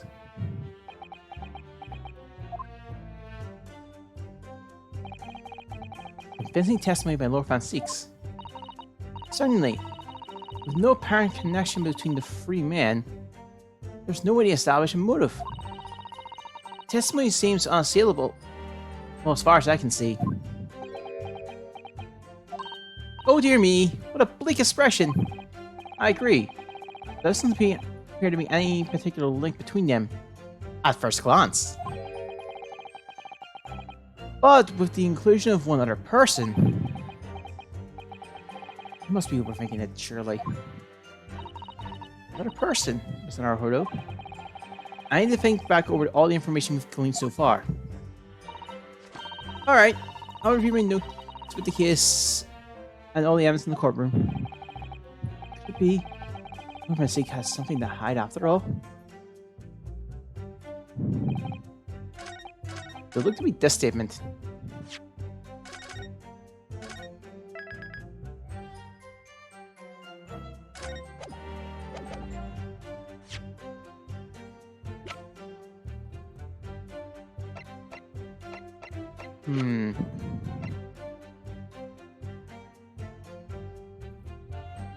Objection. Oh, okay, that's... I was thinking about that one for a second there. What is this? An All-Spy report? Wait, this is 10 years old. From the All-Spy of Lord Clint Van Six. What?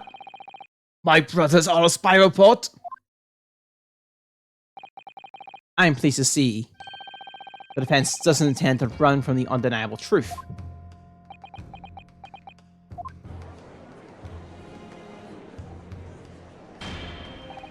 Order in the court. What reasons do you have for presenting a 10-year-old autopsy report here? I've been spinning around for a while there. The autopsy report of the professor's final victim is the indelible link between Inspector Grayson, Dr. Wilson, and the defendant. Not that accursed name again. The professor. I personally researched all the court records relating to that case. I know that at the time, autopsies were considered sacrilege to the victim's soul. And for a member of the aristocracy like Lord Clint and Van Six, it was unthinkable. But someone implored the powers that be to allow the autopsy to go ahead. Inspector Grayson. He declared that he was certain he would obtain conclusive proof from the procedure. Alright, I'm saving.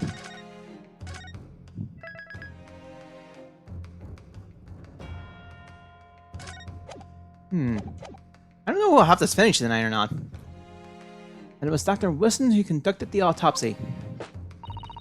His signature is clearly visible on the document.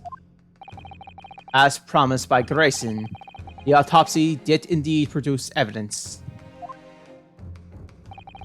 Evidence that conclusively proved Genshin Usogi was guilty of the murders. In my brother's dying moments, he mustered all his remaining strength to leave that vital clue behind. Indeed, that was the key to indicate. Yeah, indicating the professor for his crimes and the conclusive evidence that convicted him. And enabled Lord Van Six here to avenge his brother's senseless death with a miraculous victory in court.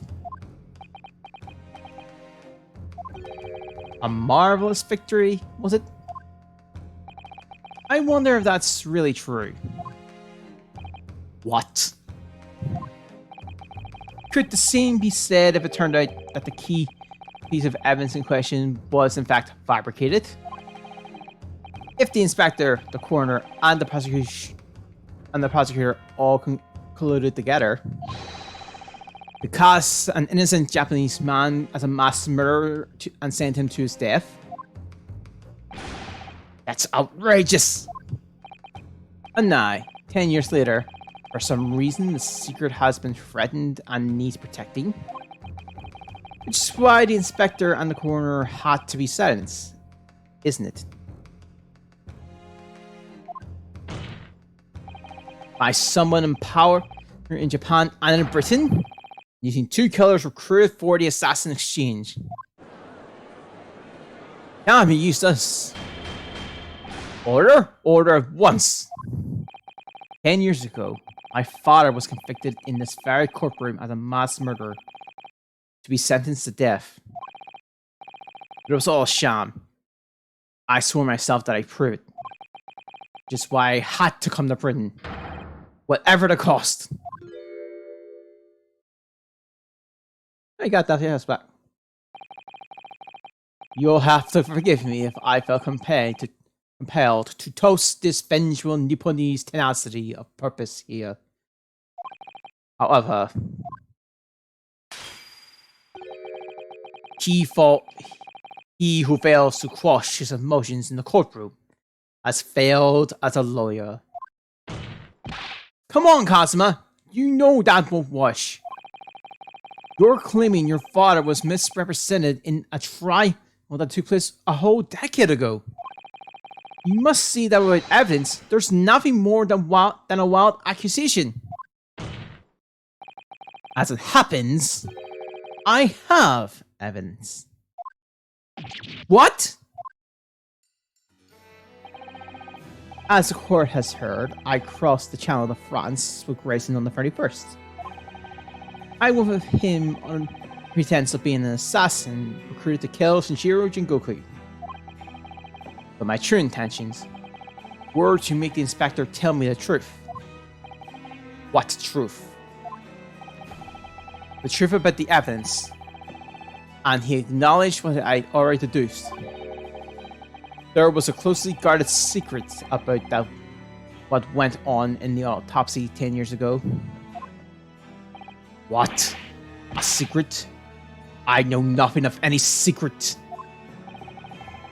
While we waited for my supposed mark for Jingoku's cabin, I drew my client's illustrious sword, Kurama, before the inspector's eye. He quickly understood what my true motive was. Right, I see. You're that Asogi's young lad, are you? And what? Gonna cut me down with that thing? Is that it? That will very much depend on the answer you give to my question. I want to know what really happened 10 years ago. The truth, that's all. Before we get into it, let me make one thing clear. I still believe your father was the professor. There's no doubt in my mind. But unfortunately, back then, we didn't have the evidence we need to make the crime stick. So, you admit it then? Evidence used in my father's trial was fabricated? It was for the good of the country. Anyway, I was just following orders. Orders? What exactly did you speak? I'm not saying another word. Even if your life depends on it? That's right. Even then.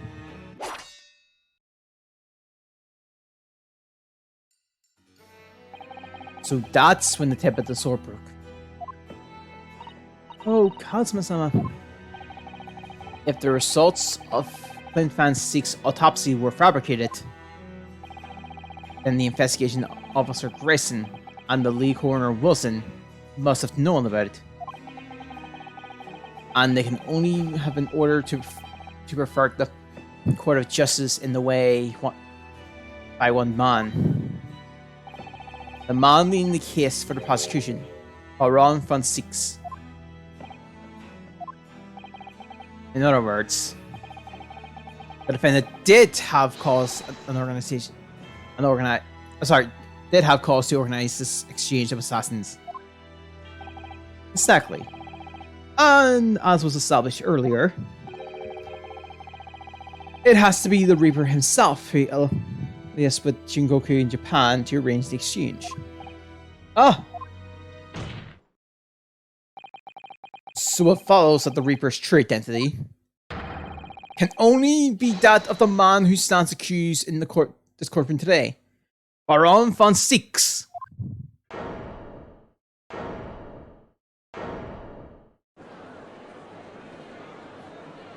Objection! Asuma Asogi. What? What you just told the court? Are you absolutely certain of your facts? Did Grayson really fabricate evidence in that trial 10 years ago? I heard it with my own ears. His shameful admission.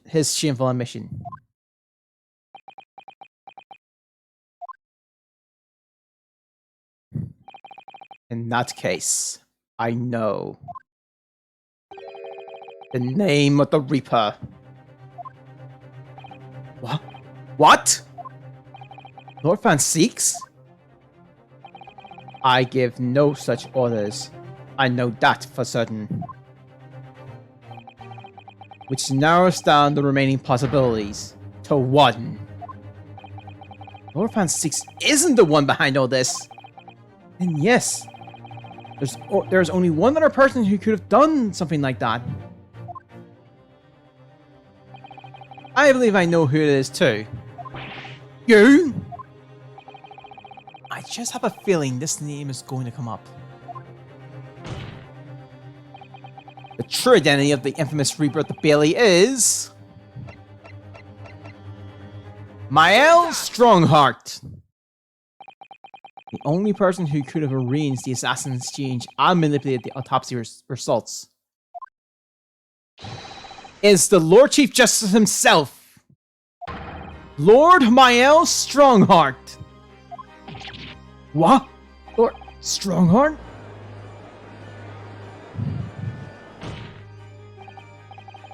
Yes, it's true that 10 years ago the defense handled the prosecution of the professor in court. But he only took over the case after his brother, Lord Cliff Van Seeks, had been killed.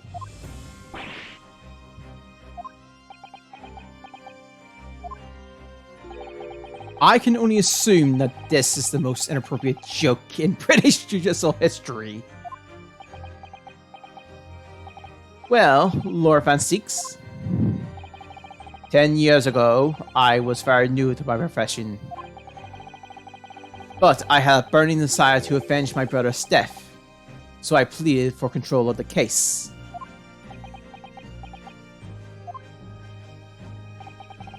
The investigation to that point, the supplementation of the lords that allowed my brother's corpse to be examined, all the evidence I was given, the autopsy report, it all came from you. If we're not beating it today, we're beating it on Wednesday. Managed to get to the side episodes. I don't know how long they are though. I've spent my life since then believing I was in your debt for the way you stood aside and let me handle the trial. But I see now. I was very much mistaken. It was a hugely influential force that caused the inspector and the coroner to break the law 10 years ago. And that same force was still felt a decade later on the other side of the world by Shinshiro Jingoku. Lord Strongheart, everything falls into place when we recognize that you are the Reaper of the Bailey.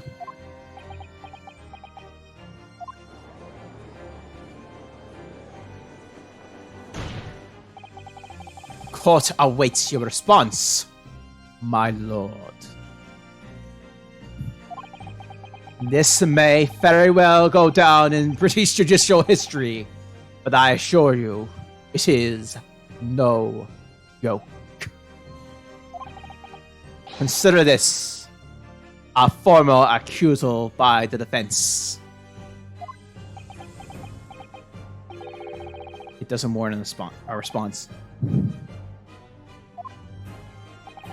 A formal accusal? Don't be absurd. The defense claims that utter nonsense, about fantasy at best. You're not going to defend yourself? You claim there was some wrongdoing with Lord Clint's Fanseek's autopsy? That's utterly untrue. Objection. But I've heard from Grayson's own lips. He admitted to it. And where's your evidence? What? Grayson's dead now. Unless you were thinking of summoning a ghost to the stand. Crap, there are no spear memes in this game. Oh, that idea's out the window, or was thrown out the window very quickly. You mean to say... I forget how the system works in your little backwater country.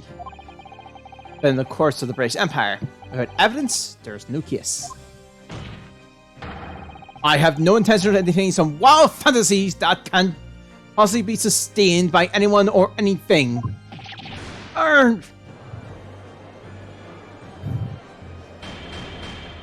Order in the court. Following Inspector Grayson's murder, and in light of Dr. Wilson's death as well, there's really no one left who could testify about the events 10 years ago, is there? So that was the real purpose of the assassin exchange. This court has no business ranking over the whole of the case that was concluded a decade ago. The accusal brought by the prosecution and the defense is categorically denied. I take it there's no objection. Kazuma, he's more or less waited for his whole life for this moment. Is there really nothing else we can do now? Is there no other avenue we can go down in pursuit of the truth about what happened all those years ago? Only there was someone who could testify about Clinton Van Steek's autopsy.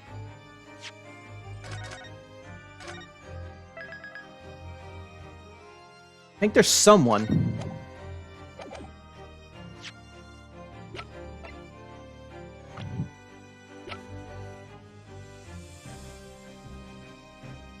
Yeah, it's a risky one. I might give it a shot.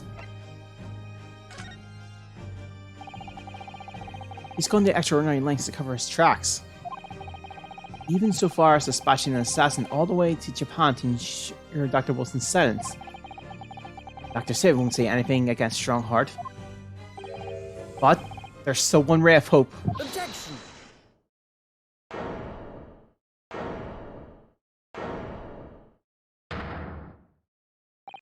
Actually, there is one person. One person who could still testify about that autopsy.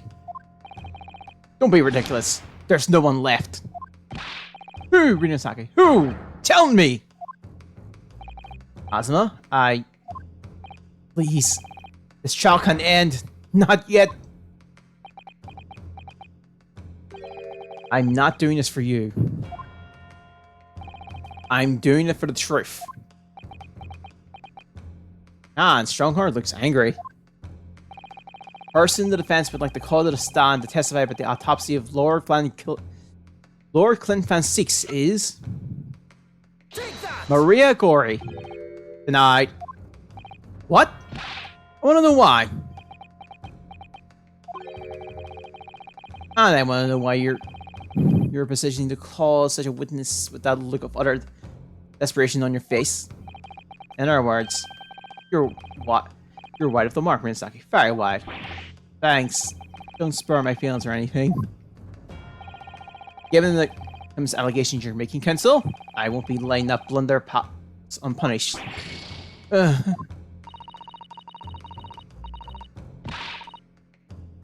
Oh, son of a... Other way around!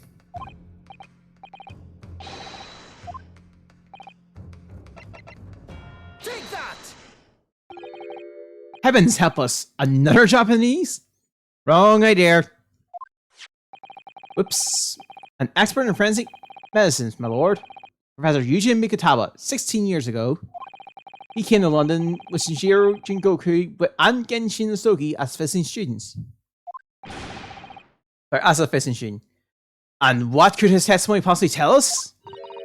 Professor Mikutaba was the primary assistant during the autopsy in question. He is also the person who actually penned the report. Incorrect. The autopsy was carried out by the coroner, Dr. Wilson. The report carries his signature.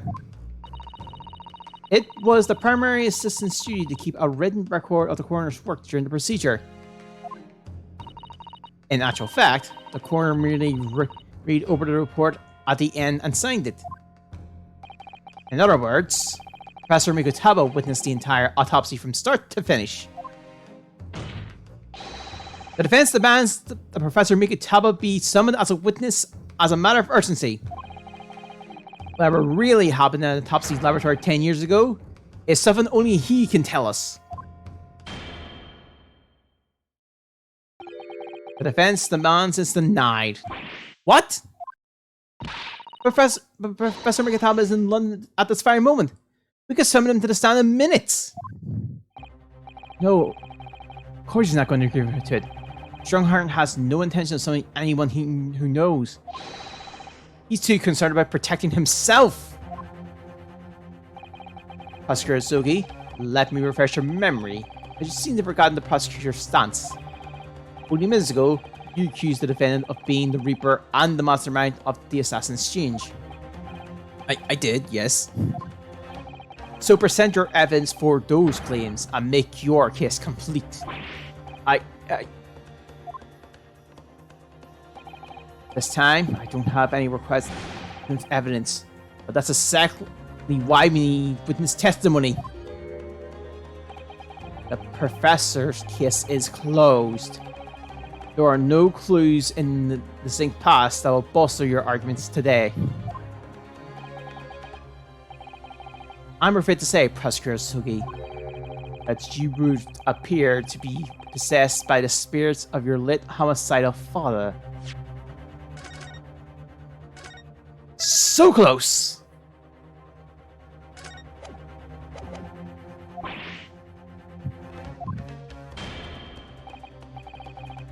Now, as I stated earlier, the court has already reached a conclusion with respect to the matter at hand. Inspector Grayson was murdered by Japanese Supreme Court Judge Shinjiro Jingoku. As for any hidden circumstances that may exist, they will be investigated in due course by the proper authorities. Objection. But we all know what will happen. That would just give the mastermind the whole venture time to cover his tracks again.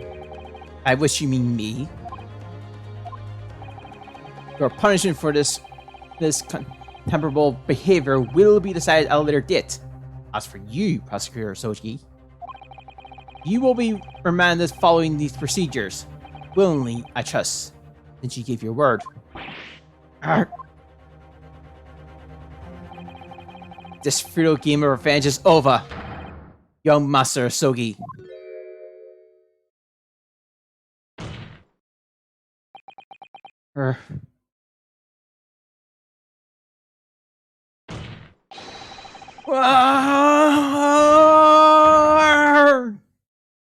Sorry, I could not prove that. Much effort into that. That will be all. I hereby declare this trial to be over. Court is... Hold it!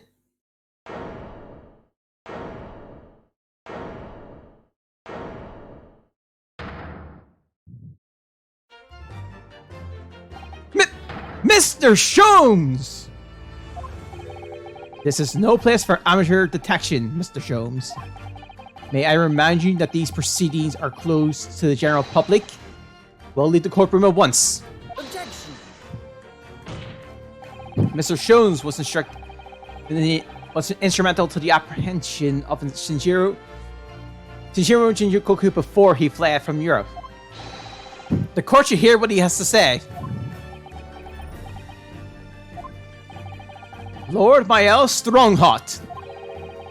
It's imperative that you refrain from bringing this trial to an end at this stage.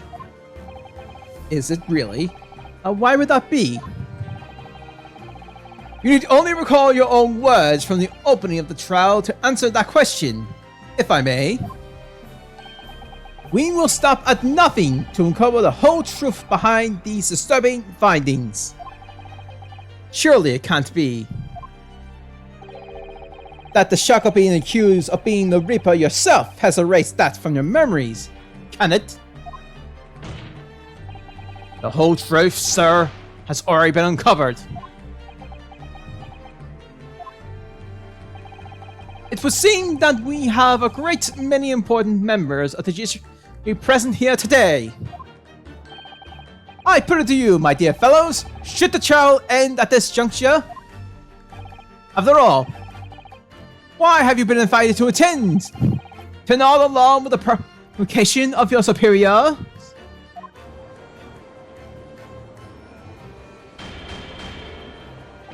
Order! Order in the court! It seems to me that we stand before a door that leads to a new era of legal practice. A door that is ajar. Let us emerge from the shadows of the Reaper's decade-long ascendancy. And for you and you alone, my dear fellows, have the power to push this door open now. The auditors in the gallery have no right to express an opinion on court proceedings. Silence! He's right. The judge has absolute authority here. Yes, if he calls the trial to an end, it must end. But will it really do? I sense dark things occurring behind the scenes. Dark things indeed. Is there a single person present?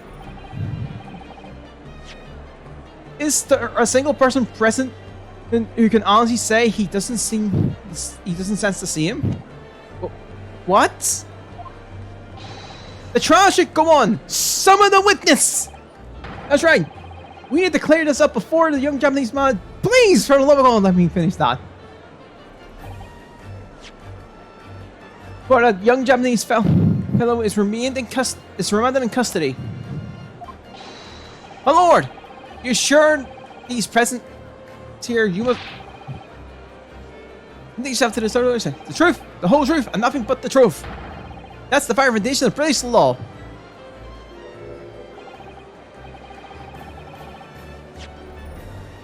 Lord, you sure those present that you would uncover the whole truth here? Dedicate yourself to this outlandish accusation. A toast to my dependable colleagues in the gallery. On with the trial! On with the trial! Testify! Testify! Testify! Well, my lord. Oh, they're actually saying to testify. You heard the voice of British justice, I take it? I think you'll find it to be rather awkward in silence.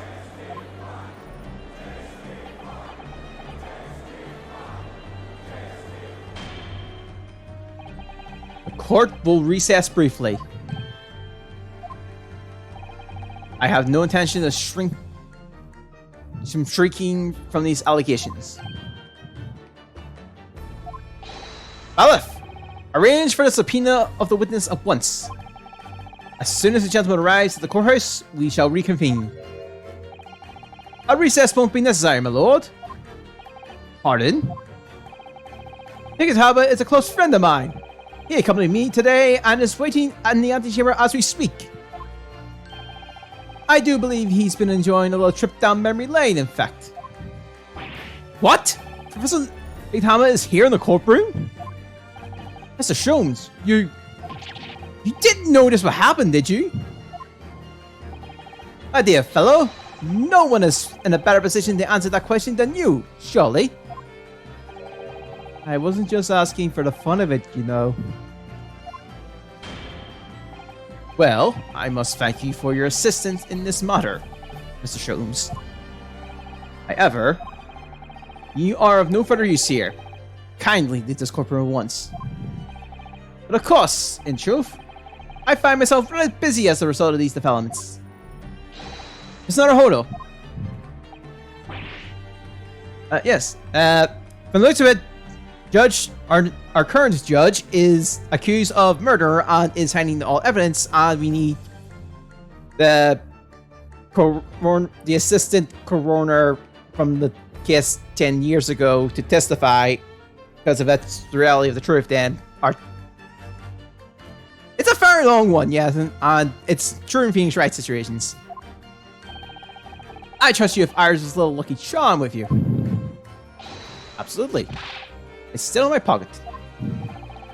She sends some regards and a reminder. If you find yourself at a dead end, the ears are at your disposal. Just one turkey, if you please. Oh, of course.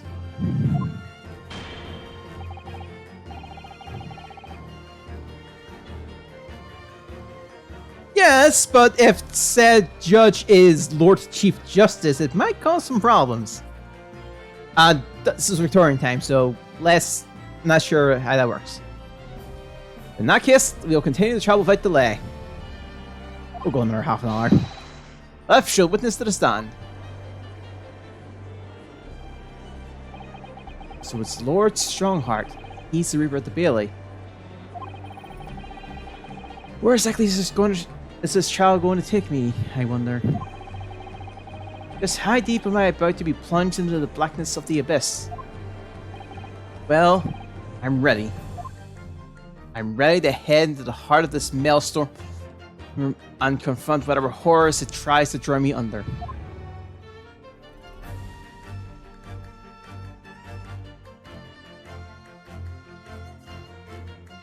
Okay. Yes, we'll kill for half an hour. Don't know where it's going to take me, but we'll see where it takes us.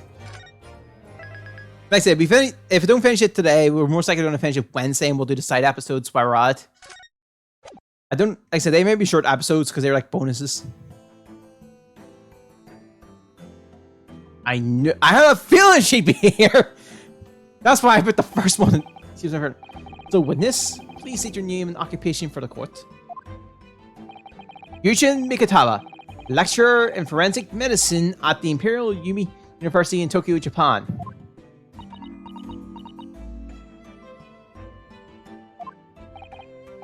Professor Mikatawa, the young lady beside you is... this is Dr. Maria Gori, Scotland Yard's practicing coroner. And the daughter of Dr. Sivif, I understand. Yes, Dr. Sivif. I'm afraid I can't tell you why she's here. She just appeared. I'm with the mask. It's there.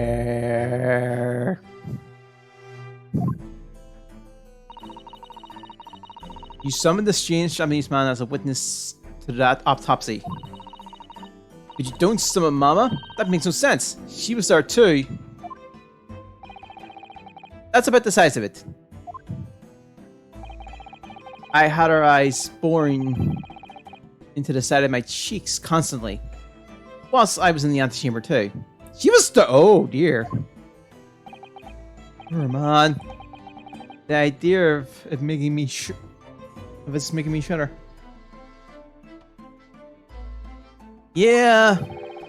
Revolutions about Dr. Sivif that came to light some days ago defied the reputations of the entire judiciary. She was therefore deemed unfit to appear as a witness in today's proceedings. The Ministry of Justice has said on that is final. Well, we wouldn't want any more perjury to be committed, would we? Yep. Oh, there's the mask. Ministry of Justice? Very small strings are being pulled, I think.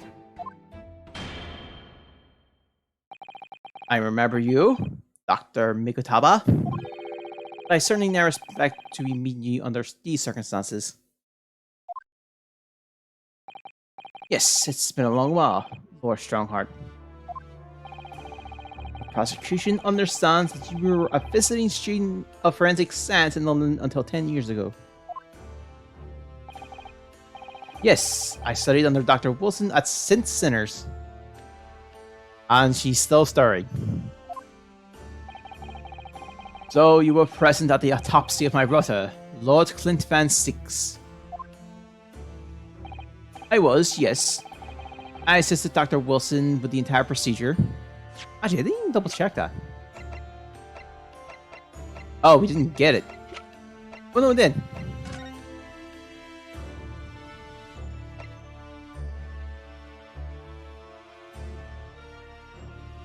Okay.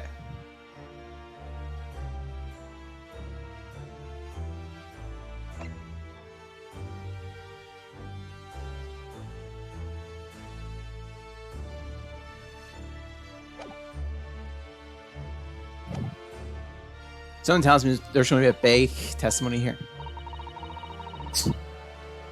I'm far more skilled than any Japanese man. Well, Dr. Wilson asked me to be his primary assistant on that occasion. And this autopsy report was actually penned by you, I believe.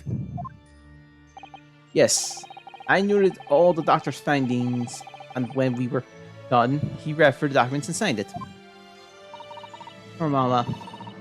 As secondary assistant, she wouldn't have had such a good view of all the innards. And yes, that's kind of disturbing. So, Professor, remember Inspector Grayson? Yes, of course. If it wasn't for his insistence, Lord Van Sick's autopsy would never have happened. But he was absolutely convinced that it would reveal decisive evidence against Genjin, you see. So Lord Strongheart had to entreat the nobility to allow it to take place. Do correct me if I'm wrong, my lord. It was a result of that autopsy that a mass murder was apprehended and justice was done. But Grayson admitted it before he was killed. He admitted that the results of the autopsy were fabricated.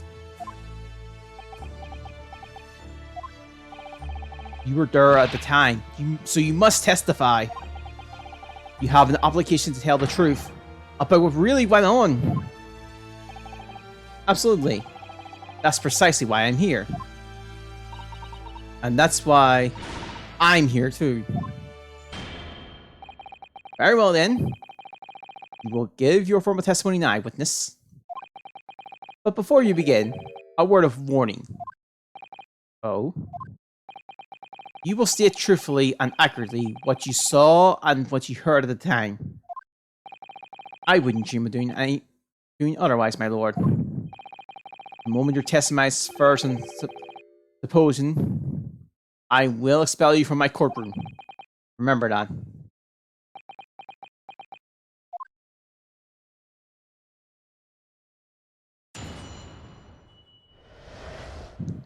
Autopsy of Clint Van Six. Still no big music. From my own observation, I couldn't say there was any indication of the autopsy result having been fabricated. Death resulted from a wound made by Western-style sword transfixing the heart. That's what I found. That I found a little strange. There were no other signs of internal injury. Nothing questionable at all. It's just that beautiful and dangerous piece of evidence removed from the man's stomach. Sorry, it was just that the beautiful and dangerous piece of evidence removed from the man's stomach. Presumed to have been swallowed by the victim as a way of posthumously identifying his assailant. No indication? Nothing to suggest fabrication?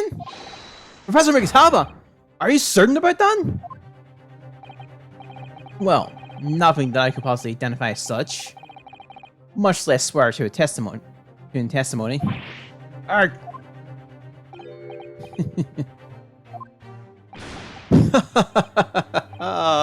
Well, that clears things up nicely. The only fabrication here, Asoki, has come from you. What? You claim the inspector confessed just before his death, but that is the fabrication. No, he freely acknowledged it. I swear he did. Really? With the tip of a sword at his throat? The man was clearly at his wit's end. The court would give no credence to this confession that was uttered in obvious desperation.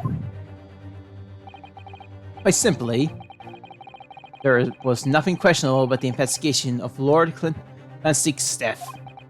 And with this testimony we have, a question, uncovered the whole truth of the matter. If I may, my lord, there was most certainly something questionable about it, and the whole truth does rather elude us, I feel. I beg your pardon? Well, you're obviously aware of the facts of the case. All 4 of the professor's previous victims died when an enormous beast was set upon them that ripped out their throats. Oh, such horrifying crimes.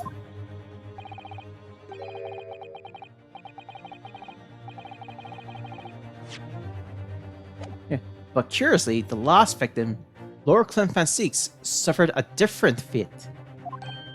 Yes, you're right. He was stabbed through the heart with a sword. That's enough. I believe I've warned you about this, witness. I promise to curtail your testimony as soon as it entered the realms of supposition or speculation. Very well, my lord. In that case, the defense will pursue a conclusion to this during the cross-examination. What? I have the rights to cross-examine every witness after testimony, and I fully intend to exercise that right. Nusaki, I'm afraid that even the presiding judge has no authority to contrive the letter of the law. Contrive the letter of the law. Why is showcasing my English being bad? And I'm sure every member of the judiciary present in the gallery would agree.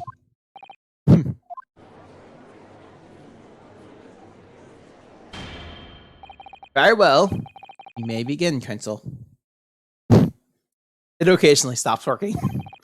However, the moment your argument strays from the established facts, I will not hesitate to bring this cross-examination to the end. See with caution. Yes, my lord. Oh, please don't tell me this is a just penalty system one. I hate those. And still no big music. Ah, they're really working this out. We're gonna to the bone for it. Hold it! You couldn't say? No, sadly not. But then you couldn't say there wasn't any indication either, could you? No, true, I couldn't. I was the doctor was inside as he performed the procedure, recording what he did. But at times, of course, he instructed me to fetch implements and such like. Whilst I was away from the operating table, not opening table, that's a bot. I don't think I've ever heard of an opening table before. Obviously, I could have missed something. And at those times, what was the secondary assistant doing? Following this Japanese man's orders to adjust the lighting or pass him implements. But that doesn't mean Mama wasn't a vital part of the team. Why, yes. So would you kindly refrain from staring at my cheeks like that? Professor Migatawa, think! Was there nothing at all that seems out of place to you? Well, yes, there was, as a matter of fact.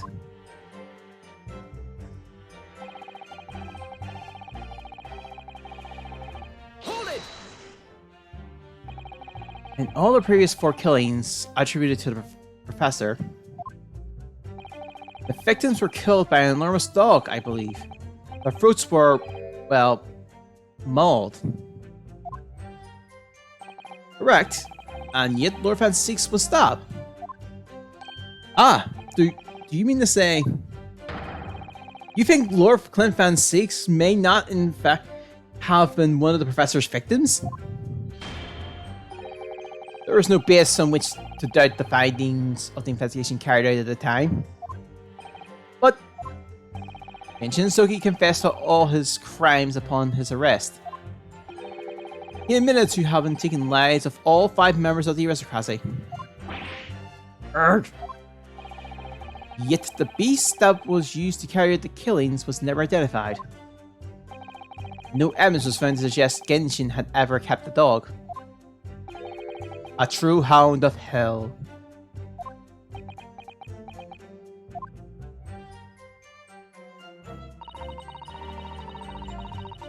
Hold it! We don't know one has no understanding statements, but you weren't actually present at the autopsy yourself, were you, Dr. Gory? Does that matter? Well, I just wonder how useful your testimony can be in that case, really. He's accused, and I think he's trying to clarify some stuff about himself. Also, this is referring to his brother, so he's kind of in the middle of this as well. I mean, it would be different from your mother, Dr. Sivif, for instance, but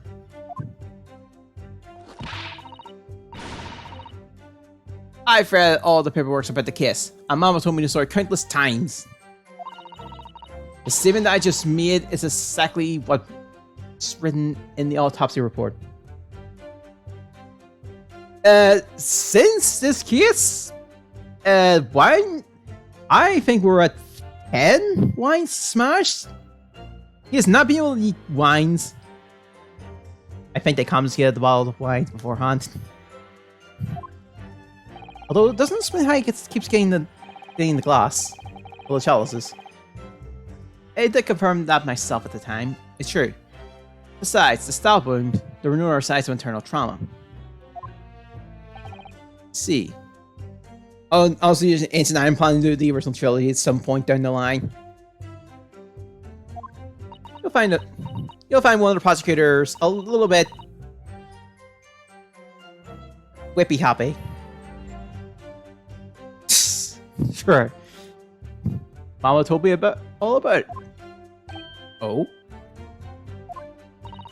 She said there was nothing more of note internally.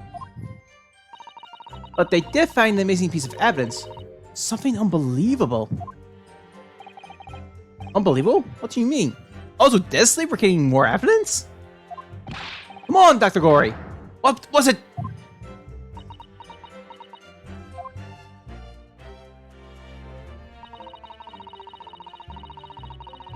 Hold it! What exactly was it, though? What does beautiful but dangerous mean? Please don't tell me it was a knife. Well,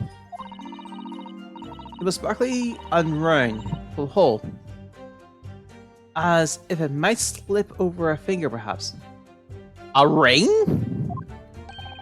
It was a ring belonging to Genshin Sogi. My father's ring was inside the victim's stomach?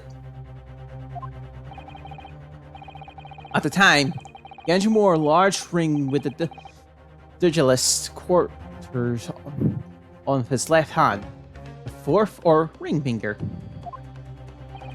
I understood it was sort of a keepsake. I'm hoping we could yeah. My father left Japan for almost 16 years ago. I was 8 years old.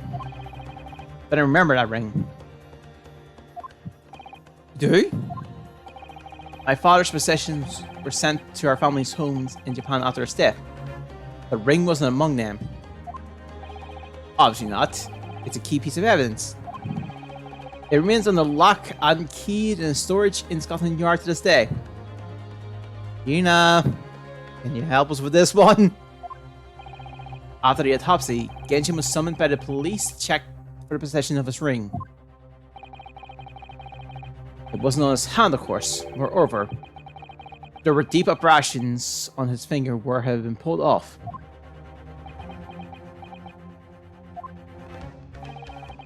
They arrested the man during then, right before my eyes. I could take. I brought the ring all along with me today. Sweet! What?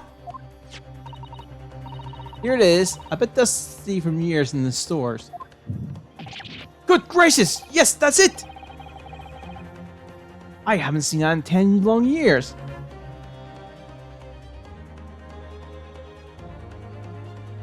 I think we've got... Maybe. Actually, I think it might be. And that was found inside the victim's stomach? Yes, I'm afraid so. You hesitated there, Professor Mikitaba. Should we read something into that? Ah, well, it's just thinking back now. I didn't actually witness the moment it was distracted from the victim's body. Oh. Oh my! Really? At that precise moment, the doctor wasn't asked me to fetch him a new scalpel, you see. Dr. Corey? The removal of historical evidence from the store requires my consent, does it not? Well, Agent, you're right, it was illegal.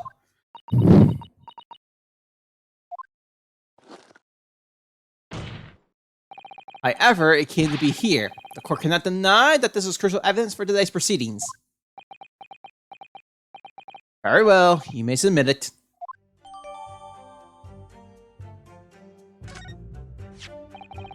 It's not the sort of ring normally seen in Japan. It almost looks like a claw protecting that jewel.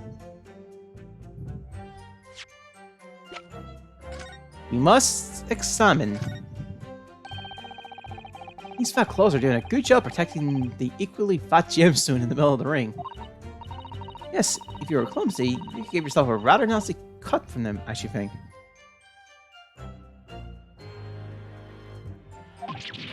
Yeah. Oof. Oh. Ah, my finger's bleeding. Those claws are really sharp. Why? That was quite clumsy. This was our heart, even for you. Ugh. It's such a dangerous ring. Yeah. Couldn't swallow if I do. Some pretty serious damage, surely. A sticky, mochi bun of about that size would go down much better. Some red bean pasta in the middle. Someone that's causing me would probably manage to choke on it somehow.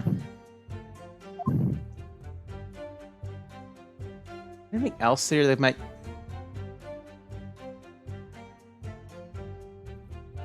Yeah. Although this is also Fiend's right, so sometimes logic goes out the window. Sometimes.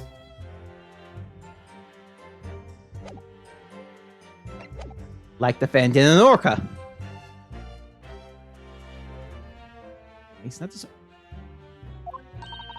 We must examine it carefully, Mr. Haruo. Very carefully indeed.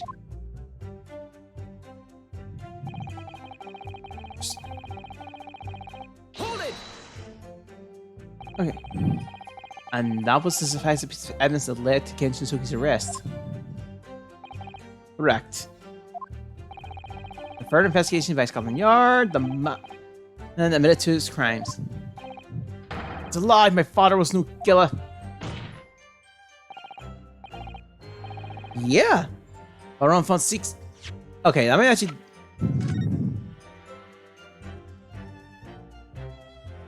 Yeah, unfortunately, that's the only bit of the. It would, yeah.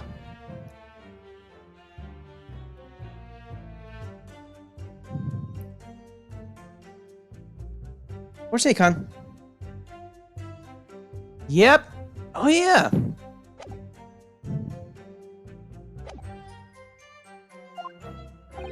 Your hatred of me doesn't change the facts they were established 10 years ago. Yeah, we should probably present a new ring as a contradiction. My brother Clint had closed in on the professor. In the end, he exposed the man and put a stop to his lethal rampage. Yeah. In the only way a man of my brother's caliber could. Yep, and it's not the fish and chips from Grayson. It's everything, is it? Poor father. He looks so troubled. Perhaps because 10 years ago, something happened that has been weighing on his mind. Oh? I couldn't say it were his words. That phrasing was very deliberate, I'm sure. I wonder if he had his suspicions all these years. If that's the case, we need to use this cross-examination to prove what really happened. And remove any trace of doubt. If we could establish that Cosmo-sama's claim was patient evidence was true, we can't shy away from this now. Well, you're right, there's another piece right on the Switch. I think. Or is it the 3DS? Might be 3DS. Even if we might uncover what could lead to total calamity. Don't worry, Naruto. I'll be right beside you, whatever may happen. So I think I know the statement.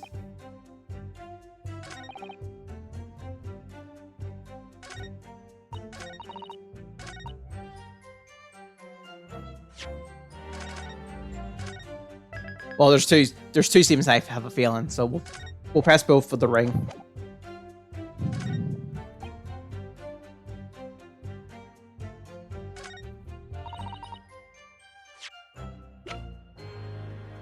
Objection! Found it!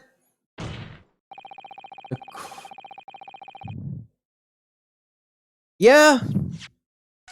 As we quickly demonstrated.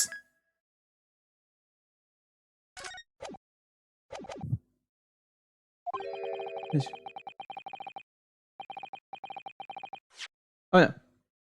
The court has heard that the ring was extracted from the victim's stomach. But you didn't actually see it being removed, did you, Professor Mikotaba? That's right. As I said in my testimony before. At that moment, I was fetching a replacement scalpel that Dr. Wilson had requested. In other words, you can neither confirm nor deny whatever this ring being in fact really came from the victim's stomach or not. What are you suggesting, Counsel? That the ring was never in the victim's stomach to begin with. It's entirely feasible that Dr. Wilson fabricated that detail in the autopsy. What are you saying? That Dr. Wilson was in possession of the ring in advance, after it was somehow stolen from Mr. Sogi. And he produced it during the procedure, pretending to have found it there and then in the victim's stomach. Objection! Supposedly at best. What possible evidence do you have to support Strat's claims? This evidence, right here. Oh, we don't have to present it this time. That's the autopsy report. It is explicit in that report, Counsel. Other than the ring, nothing unusual was noted internally. So I'm not sure how you intend to prove your point. You've already done it for me, my lord. The lack of internal injuries says it all. What? That seems to be just a notable word that we get to say a lot here during this playthrough. Just what? To swallow a ring of this size will require considerable effort and determination. And in addition to size, there are the sharp claws are in the gemstone to contend with. My brother was a determined man, and on the brink of death, even more so, I'm sure. He would have stopped at nothing to ensure the evil killer was brought to justice. But if he really had to swallow that enormous ring, it's inconceivable that no trace of his passage down his throat would have remained as internal trauma. No.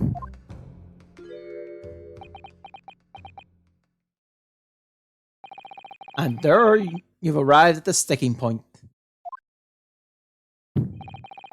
That's precisely why I had my doubts about the findings myself 10 years ago. Then why didn't you say something at the time? I did. I still remember the conversation I had with Dr. Wilson in the laboratory that day. Look at this! Now, this is a very curious thing to find in a man's stomach, wouldn't you say? But isn't that rather particular, Dr. Wilson? What is it? What's that now, Mikitaba? Well, if he swallowed a ring at that size, with those sharp metal claws that it has, surely you expect to see some damage to the throat and esophagus, torn mucous membranes at the very least. Oh, sorry, mucous membranes at the very least. Dr. Mikitaba, may I remind you that I have vastly more experience than you? I'm terribly sorry. I can think of plenty of ways to explain why no injuries would be seen. No, let's say this. The victim would appear to have ingested this item as evidence to identify his assailant. Go ahead, write it down. It seemed like Wilson was forced for that one. So I was right. Dr. Wilson deliberately fabricated the results of the autopsy to implicate my father. I'm disappointed, Counsel. That argument has nothing more than speculation. Yeah. What? Dr. Wilson was Britain's leading authority on forensic science and autopsy work. There is no scientific basis on which to doubt the man's expert opinion. Or the intrusion, my lord, but... yeah, like I said, it could be an oversight. Damage to the mucous membrane of the throat is easily identified with even a living subject. Using a device called an endoscope, recently demonstrated in practical use in France. I want one! The government can pay. I don't think so, and Dr. Corey. Rest assured that your removal of evidence from the store without permission will not go unpunished.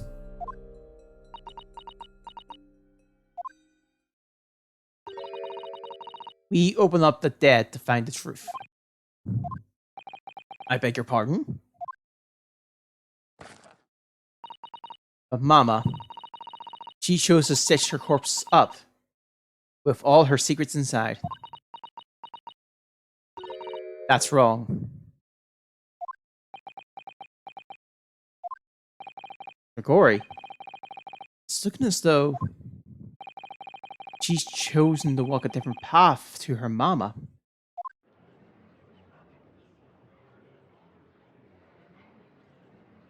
Yeah, I'm confused. We're 11, I guess. Yes, the ring. What about the ring? I've just remembered something. An earlier incident. Her mother took the path of... her mother kind of went the opposite path, so instead of going for the truth, she chose the fabricate stuff, I guess. What incident? So her daughter's doing this the opposite set, doing the other one. What shows the different path? The one that I recounted to you before about a memory I have of Genshin Sogi saving my life. What? My father saved your life?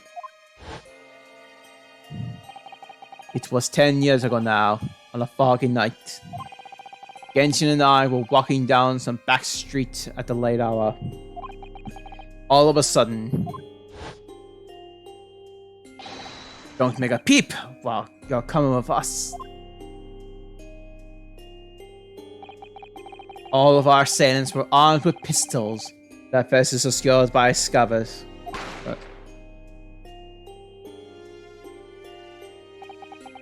The next thing I knew, there was silence all around. Genshin laid on the cobble street. Blood was seeping from his left hand. He shielded me.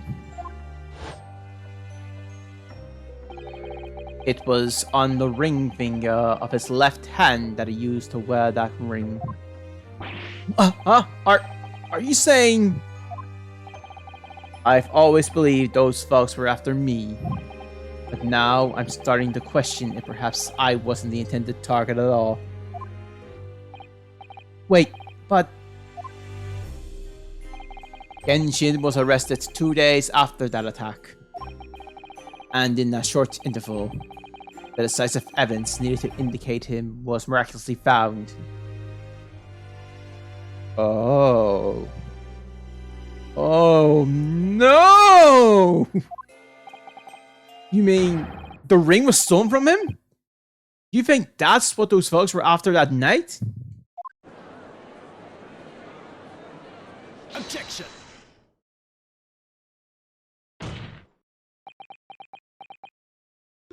You pathetic coward! You expect me to believe that you weren't involved? What do you mean by that? It was you, wasn't it? You're the one who took it. You stole my father's ring! You set the whole thing up so you could paint him as a mass murderer and have him arrested. Kazuma. So I'm assuming that those folks were hired? Kazuma, open your eyes. Hinasaki, you must know deep down. Possibly. The truth can't be completely obscured even when your judgment is only slightly clouded. But at the moment, you seem to be floundering through a dense fog. Is that why you were so insistent that I should be present in this trial? See you like this?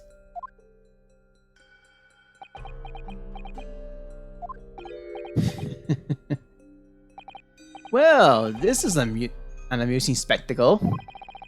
What a glamorous expression on your face! As if you were Lady Justice herself. Yeah, I think we're in Court Wars. It seems you thoroughly convinced yourself of this alleged fabrication of the autopsy result. So much so that you're apparently lying to the blatant contradiction that was born out of it. What? Though it was extremely hard to believe, but let's imagine that there was some misconduct during the autopsy. If that were the case, why would Asugi not have to dispute the findings in his trial? Oh!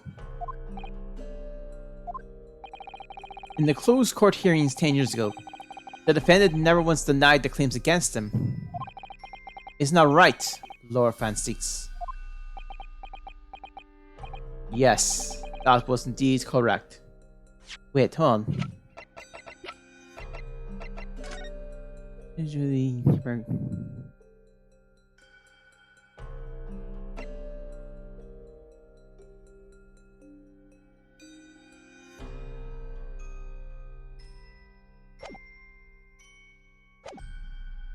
possibly? Upon hearing the verdict of guilty, he merely closed his eyes, quietly accepting the judgment. The actions of a man who has accepted responsibility for his deeds and is resigned to its fate. But then... Oh my. That is very strange. If Mr. Asugi did nothing to oppose the charges against him, then... Yeah. That would surely mean there were no fabricated evidence. An obvious conclusion at which you should have arrived merely minutes ago, Prosecutor Asugi. Your twisted, loyally included judgments are hampering your ability for logical thoughts. Probably. I'm more leaning to pressure. Urgh. Genshin Asugi's silence at his hearing can only mean one thing. There was no fabrication of evidence during the autopsy of his final victim 10 years ago. Arg!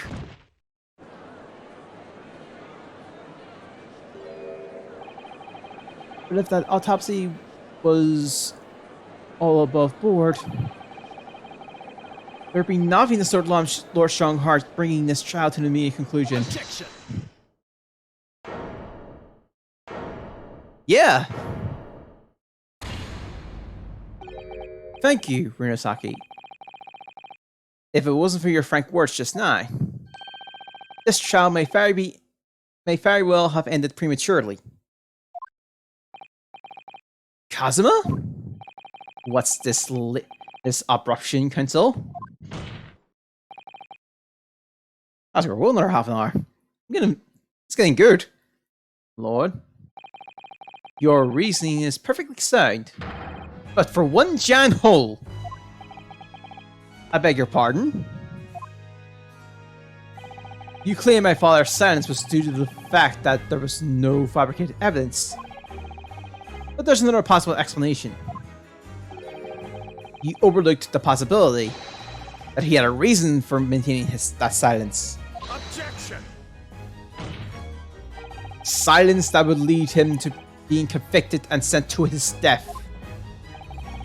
If the autopsy results were an invention, there's no inconceivable reason why the man wouldn't have protested.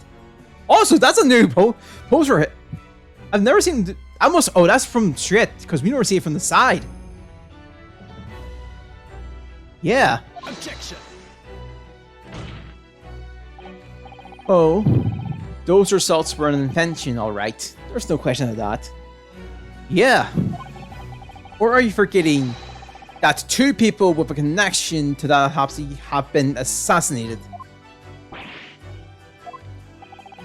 If I force the grievances I feel from my mind, I start to see you in a different light.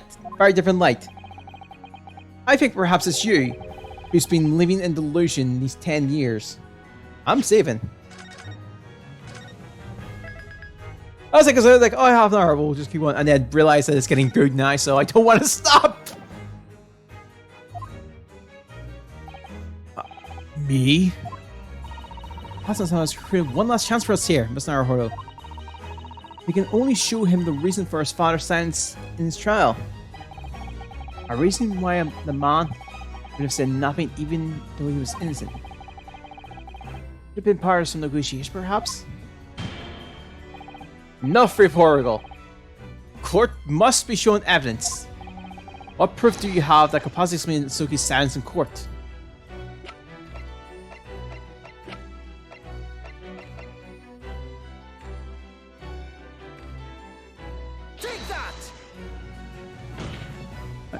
This is the defense of... I think I picked it wrong. Damn it!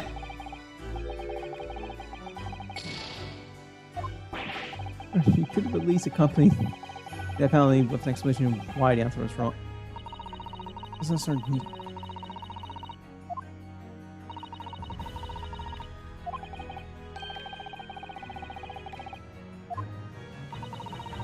Yeah, that's my bad on that one.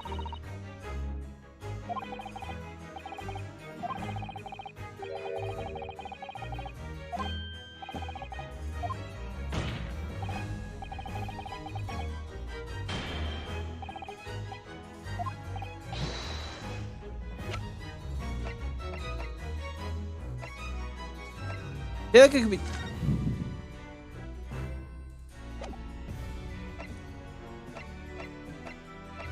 Right, so that's... It wasn't... Oh, okay, I think it's... There are options if there's only one thing there is.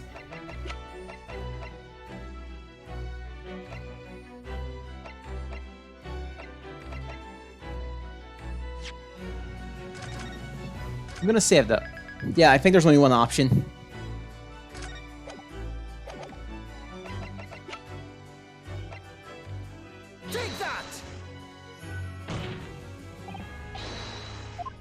Nope. Nope.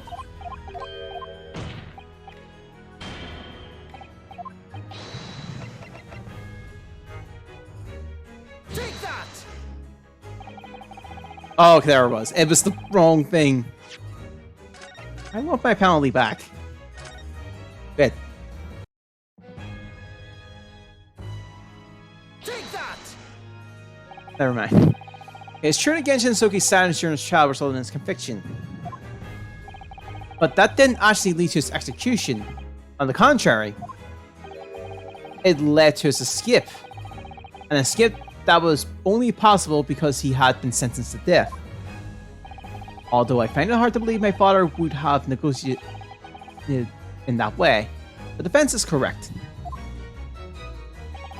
A fake execution, falsification of a death certificate, and a jailbreak inside a coffin.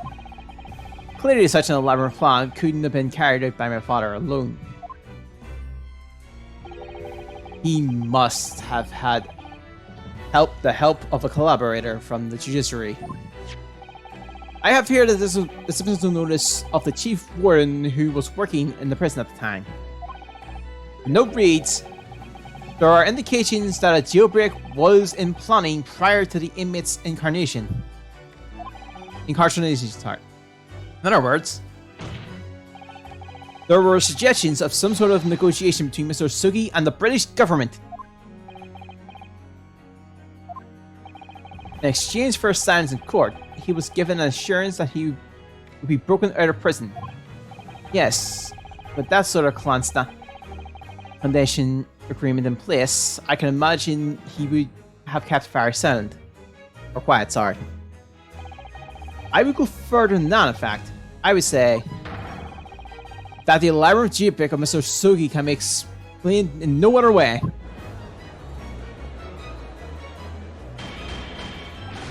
Order! First fabricating evidence and now jailbreak conspiracy? Of course, because it's all intimately linked.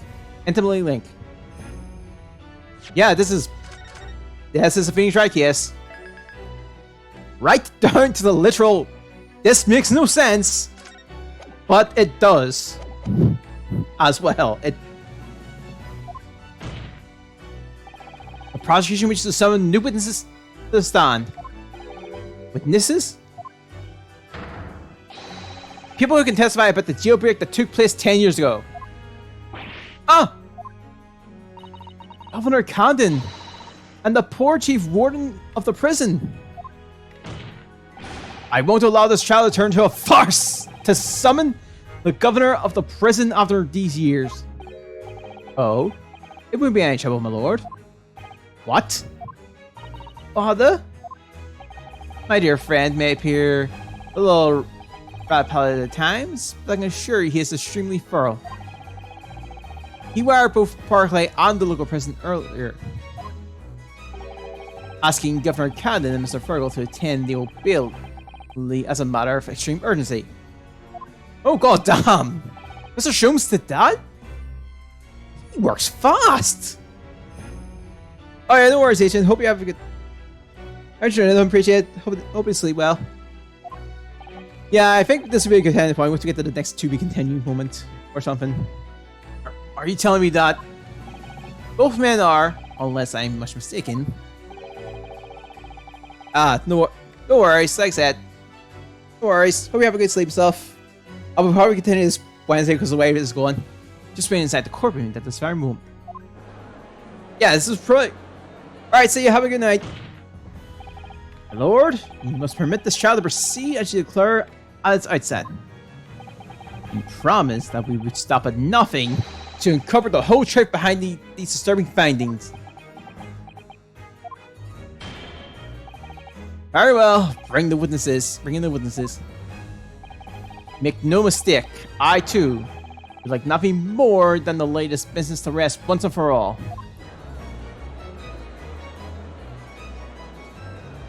Oh yeah, actually, Timon was right. Timon was right, because I think we're just at the break point of this anyway. Nope, but we are going to make it a break. Fancy's still here, by the way. So, as much as I would like to continue, I'm gonna probably take into the mix, because it's getting quite late where I am. It's about 11:15 at night where I am, so... we are going to finish this up, hopefully, Wednesday, and I'll decide during then whether we will do the additional stories, because there's like 8 small stories in this one that's extra episodes. But for now, I will wrap things up here. So thank you for all tuning in. Hope you have a good day. Hope you have a good week. We'll continue this Wednesday and see where our journey goes. And I will see you next time. Bye.